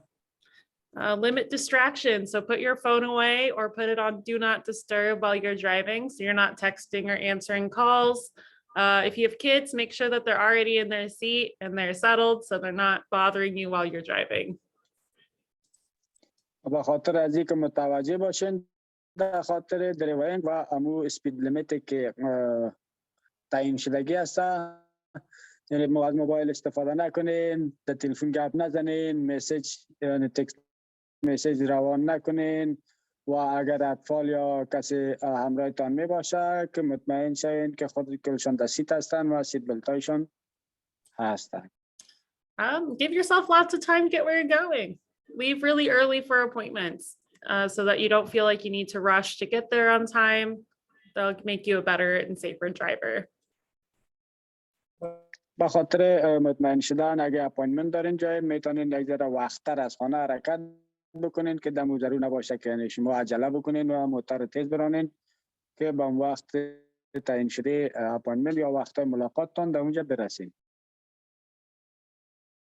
Once you have your car, you got to take care of it. وقتی که موتور گرفتین خریدین و باید از اون مراقبت بکنین.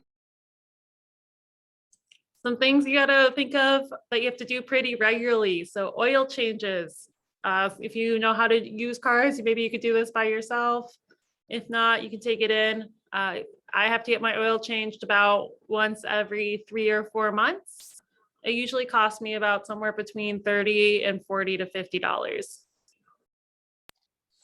خب مراقبت موتور باید است که همین تبدیلی مواد مایع از این است که مثلا مبلین تبدیلی یا بعضی کارهای دیگر که داره همین را باید در وقت زمانش اجرا بکنین. مثلا میگه از خود ما تقریبا 3 تا 4 ماه بعد میگیره، در من قدر مدت زمان ما مبلین تبدیلی اجرا میکنم، قیمتشان تقریبا از 30 تا $50 برای ما هزینه میکنه. میتونین یاد دارین میتونین تبدیل بکنین، میتونین میبرین ببرین پیش مستریک تبدیل بکنین. Typically, when you take it in for an oil change, they're also going to rotate your tires. So they move the tires from the back up to the front so that all your tires wear the same amount. Tire change? Yeah, so tire rotation. They take the tires off your car really fast and then change where they are, because then your tires will last longer because they're hitting things differently. So how long do we have to do that? They usually do it when you do your oil change. معمولا در زمانی که میبرین به خاطر مبلین تبدیلی همیشه نه و بعضی اوقات اونا وقتی که با تبدیلی مبلین میبرین تایرها رو مثلا از تایرهای پشت سر میگیرن و پیشروی میپرتن، از پیشروی به پشت سر میپرتن که خود مطمئن میسازن که یعنی تایرها با سرعت نورمال یعنی با یک سرعت هر دو تایرها پشت سر و پیش حرکت میکنن. If you find a good mechanic, they'll walk you through a lot of this. You won't have to remember a ton. You just want to make sure that you're getting a good price for what you're getting done. خب میگه مطمئن باشین، سعی کنین که چه رقم یعنی با چه قیمت یا قیمت بهتره بر خودتان تعیین بکنین که میرین وقتی مبلین تبدیلی میکنین. The last few things, you'll probably need to replace your brake pads every year or so, maybe every 2 years. And you want to also keep in mind that tires are very expensive and you probably need to replace your tires once every 2 to 3 years. خب دیگه بریک ها هسته که بریک های همون پلیتک های بریک هسته که همون را باید سالانه تبدیل بکنین، سال 1 سال یا 2 سال در مو وقتا تبدیل بکنین که یا مایلیج داره و نه براتون نوشته کرده 25,000 مایل که بعد از اون میتونین بریک هایش تبدیل بکنین و باید داشته باشین که تایر قیمت تر است در امریکا. اگر قیمت است و 2 سال بعد 1 سال بعد تایرش هم باید است تبدیل.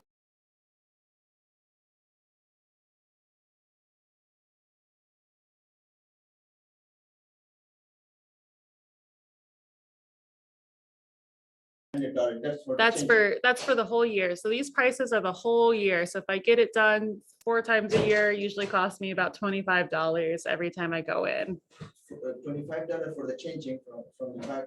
Yeah, it kind of depends. Sometimes they do it all in one and they'll charge you like $50 for the oil change and the tire rotation. That's this $50 for new tire. Oh, no, for new tires. So new tires usually cost anywhere, one tire very easily can cost $100 for a pretty regular tire and you need 4. New. Yeah, well, yeah, for new tires. And you need to always buy tires at the same time. All right. Also, so keeping in mind, you have to budget for repairs and maintenance. This is where people have the most problems. Is that something comes up with your car or you have to get an oil change and you don't have money for it. و دیگه باید از بودجه به خاطر ترمیم کردن موتور به چیزی هست که بودجه باید داشته باشین. بعضی مردم که امراضی مشکل می داشته باشه که وقتی مبلین تبدیل میکنن بعضی از کارهای دیگه هم هست که باید بکنن و بودجه برشان نمی داشته باشن. There are no grants, there are no charities that will help you pay for your car repairs, even if you need them for work. I'm sorry, that is the truth of the matter. So you want to keep that in mind and start saving ahead of time. And this is also where a lot of people use their credit cards, is when something comes up, you can pay for it on a credit card and pay for it later. مگه هیچ کدام ارگان یا کدام نهاد خیریه وجود نداره که برای شما کمک بکنه که ترمیم کنین موترتان یا پولش پرداخت بکنه؟ یک چیزی هست که میگه با معذرت میخوایم که نمیتونیم در این عرصه کسی برتان کمک بکنه، خودتان باید از پرداخت بکنین و بسیاری از مردم به خاطر از این هست که میتونن کردیت کارت داشته باشن و از کردیت کارت خود استفاده بکنن در کارهایی که ناگهان پیش میاد. All right, here are just some things you should keep in your car. When you're looking at used cars, every car already comes with a spare tire, an iron, and a jack. That's how you change your tire. When you're looking at used cars, you want to make sure that's all there, but all cars should come with those things. همین چیزایی هست که باید در موتر خود داشته باشین و هر موتری که میخرین استفاده شده باشه. نه هر موتر باید از یک تایر اشتپنی که میگه ما شما اشتپنی یا اضافه داشته باشن و جک ویلپانه همین چیزا باید از کتشان میباشن. Jumper cables. These are what you plug into your battery so you can start your car if your battery dies. If you have those on you, you can save yourself a huge towing bill at some point. دیگه که برای چیز است که کنکشن است که کنکشن ما شما میگیم که در جای موتور یعنی بطریش فیل شوه یا برق چیز نکنه میتونیم که از استفاده بکنیم و موتر خود چالان میکنه میام شما را از پرداخت پول گزاف یعنی جلوی. It's not a bad idea to have a flashlight and a first aid kit and other things in your car so that if you get stuck somewhere at night and you have to make a repair at night, you have some light besides your phone. بغیر از تلفنتان دیگه برق دستی هست که میگم میتونین که شما داشته باشین و یک کمک‌های اولیه به خاطر موتر که در بعضی از چیزا باشه که از طریق شو میشه ممکن موترتان در کدام جای خراب شود به خاطر جور کردن و ترمیم کردن از خودتان راه چاره برش پیدا کنین میتونین که از برق دستی استفاده بکنین و جور بکنین نام کمک میکنه. All right, in the winter, you're going to need a few different things. First of all is an ice scraper and a brush. It is illegal to drive around with your windows covered in snow, so make sure you take the time to clear that off. بعضی از که شما در وقت زمستان داشته باشید کمک‌های اولیه در وقت زمستان در زمستان غیر قانونی است که موترتان به یخ زده باشه شیشه‌اش یا کتیبه پوشانیده باشه. پس شما از این برش یا از این مواد از این چیزا باید داشته باشین اینجا دستکش کلا از این چیزا داشته باشین که بتونین کلکینا یا شیشه موتر خود پاک بکنین. Okay, so for cat litter, okay, if you get stuck on ice or snow, sometimes if your car gets stuck, the wheels will turn, but they can't get traction because it's on ice. Your car is stuck. You could keep a little bit of cat litter in your car, just a little thing. So if you get stuck on a patch of ice or snow, you can sprinkle it around your tires. Then your tires can get traction and you can move your car again. همینجا یک موادی هست که به نام کات لیدر.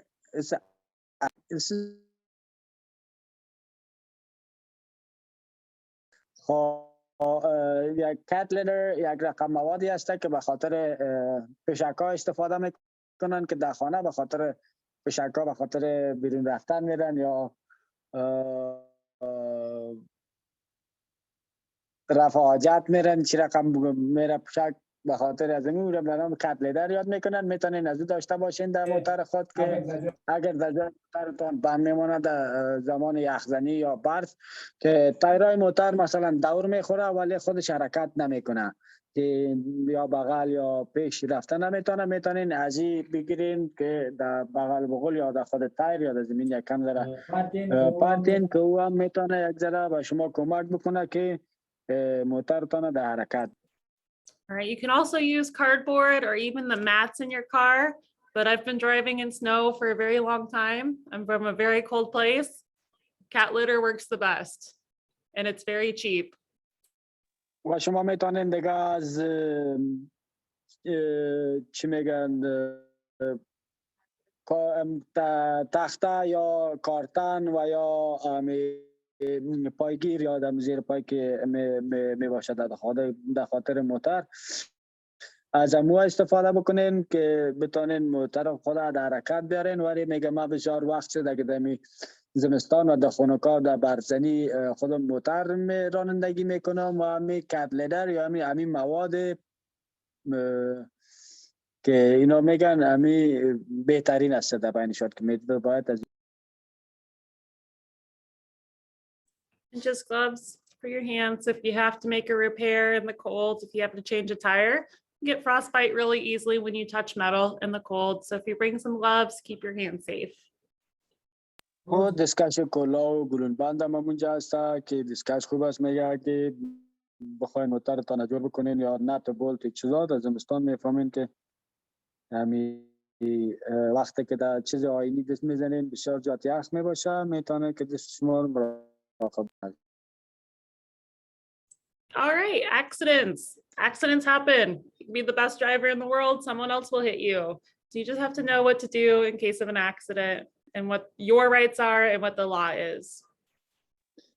خب میگه حادثه درباره حادثه صحبت میکنن. میگه حادثه با وقوع میپیونده. حادثه صورت میگیره اگه بهترین دریور یا موتران در دنیا هم باشی کسی دیگه باید حادثه میکنه. باید از بفهمیم که چه قانون و قواعدش است و چه حق و حقوقتان است در وقتی که حادثه میکنید. First off, be calm. Keep yourself safe. Make sure that you and your passengers are safe and that you are not harmed. And move your car out of traffic if you are on the interstate or a very busy road. از اولتر خود راحت بکنین، راحت احساس بکنین، آرام باشین و دیگه خود مطمئن بسازین که خودتان و یا کسایی که در موترتان هسته یا اطفالی که در موترتان هسته اونا همیشان محفوظ هستن و موترتان گوشه به کناره ببرین.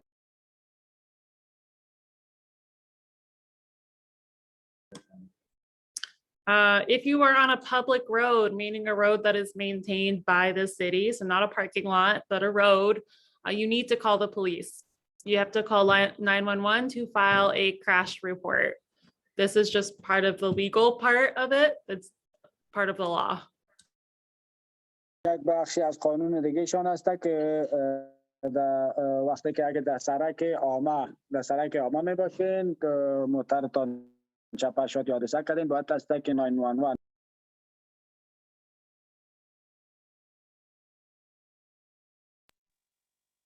باید از 911 زنگ بزنین و به پلیس راپور بتین که پلیس بیاید اونجا و موقعیت بررسی بکنه. یکی بخشی از قانون و قواعد است که شما باید از امیر باید کار. All right, most importantly, stay calm, even when you're dealing with the other driver. It doesn't matter whose fault it is. Yelling at people, threatening them will not fix your car. It will not get you a better deal. It will not fix the money problems. باید از میگه آرام باشین و راحت باشین. چیغ زدن و یا دعوا کردن سر کسی دیگه اگر اشتباه از شما هم نباشه، اگر خطا از شما هم نباشه، نباید این کارو بکنین به خاطر که حال مقال و جنگ کردن و سر صدا اینا موترتان جور میکنه، نه کدام مشکل پولی را یا آیدی را حل میسازه. If the other driver is angry and yelling at them will only make them angrier and can make your situation more dangerous. The best thing to do is either call the police or start recording them. Usually that makes people stop acting poorly. میگه اگر اشتباه از شما نیست و یا هست نفر مقابل بالای شما حال مقال داره سر صدا و جنگ میکنه، ضرور نیست از شما سر صدا و جنگ بکنید، فقط همی حالت دیگه وخیمتر و خرابتر میسازه. معمولا پلیس زنگ بزنین و آرام باشین و اگه ممکن بود شما فیلم برداری ازی بکنین شروع کنیم. In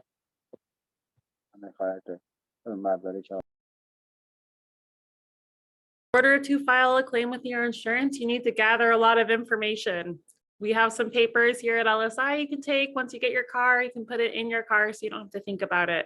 But you'll need your information, the other driver's information, their name, phone number, and address, along with their car information and their insurance information. در حالت به خاطر اینشورنس یا بودجه یا مالی که باید پرداخت بکنه، شما اسم و نام و امو حادثه‌ای که در جای صورت گرفته یا دروازه یا در هر چیزی که هست، هر موقعیتی که هست از امو جایش نوشته میشه، هم از شما و از نفر مقابل ورقای در LSI موجود است که اگه شما میخواین میتونین بیاین دریافت. Take pictures of the accident. You'll send this to your insurance as well. و عکس امو جایی که حادثه کردین در جایی که ضربه دیدن میتونین عکس از اون بگیرین و به اینشورنس روان. What? Without moving the car, just If you can, it's better if you don't have to move the car, take pictures before you move the car. But if you're somewhere that is unsafe, like the interstate, you have to move your car, but still you want to take pictures of the damage to your car and the damage to the other person's car. سوال کردن که یعنی معمولا باید از عکس از دیر پیش از این که انتقال بتیم یا گوشه بکنیم یا از جایی که حادثه صورت گرفته حرکت بتیم. مگه بهتر همی است که اگه در جای سرکای بیربار نیست، سرکای عادی است یا سرکای عمومی نیست، به حساب ما شما 40 متره بگوییم یا سرک هایوی که است نیست و شما میتونین که عکسش بگیرین و معمولا شما باید از اول به خاطر حفاظتی کسایی که در موترتان است یا خودتان است از او باید مراقبت بکنین، ولی میتونین که اگه پسانا بعد از حادثه هم عکسایش بگیرین و روان. Once you're able to, go ahead and call your insurance company. You'll need to have all that information. They'll ask for it, and your insurance company will handle it from there. If the accident was not your fault, they will work to pay for all the damages that you need to fix your car. Even if it is your fault, oftentimes they will pay for most of the damages. وقتی که بعد از حادثه هر زمانی که وقت پیدا کردین فرصت پیدا کردین میتونین به کمپانی اینشورنس تان زنگ بزنین و باره حادثه معلومات درشان بتین. ما هم معلومات خودتان پس میگو و هم معلومات جانب مقابله. اگر اشتباه از شما نباشه، بعضی وقتا اگر شما اشتباه باشه از بعضی چیزای جزئی را اونا پرداخت میکنن، میتونن برای شما ترمیم میسازن دوباره موترتانه. If you hit a car, even a parked car, it is illegal to not leave your information. So if you hit a car that's parked, you need to leave your name, your phone number, and your insurance information and what happened to the car. If you don't do this, it's called a hit and run. It is illegal. If you are caught, you can spend time in prison for it and you can have large fines. مگه اگه حادثه کردین در جایی که در پارکینگ لات باشد، مثلا موتری که پارک کردگی باشه، که از او حادثه بکنین، او را بزنید، باید از قانون امی است که معلومات خود را در اونجا اگر شما میخواین برین، معلومات تان در اونجا باید بمانین یا نوشته کنین در کاغذ یا در سر شیشه موتر بانین برشان، مثلا شماره خودتان، تلفن نمبرتان و آدرستان و شماره معلومات اینشورنس کمپانی بیمه که هستک، به خاطر از اون معلومات از او را میتونین که شما در اونجا اعلام بکنین و اگر این کار نکنید مشکلات زیادی برخورد میکنید.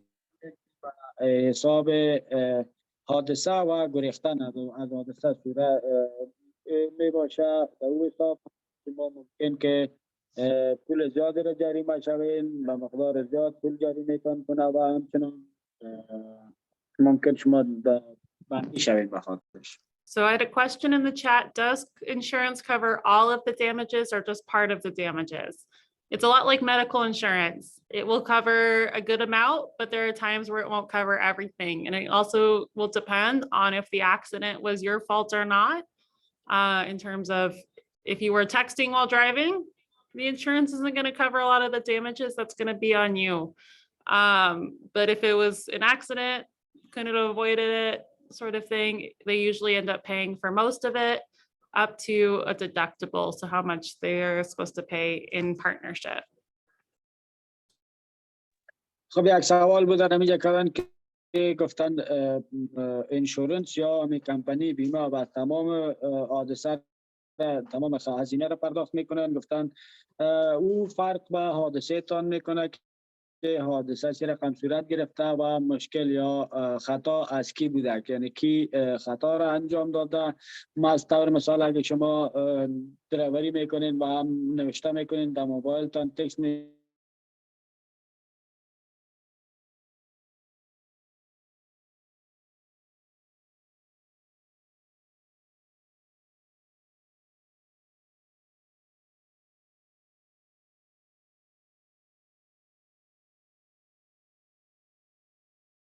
All right.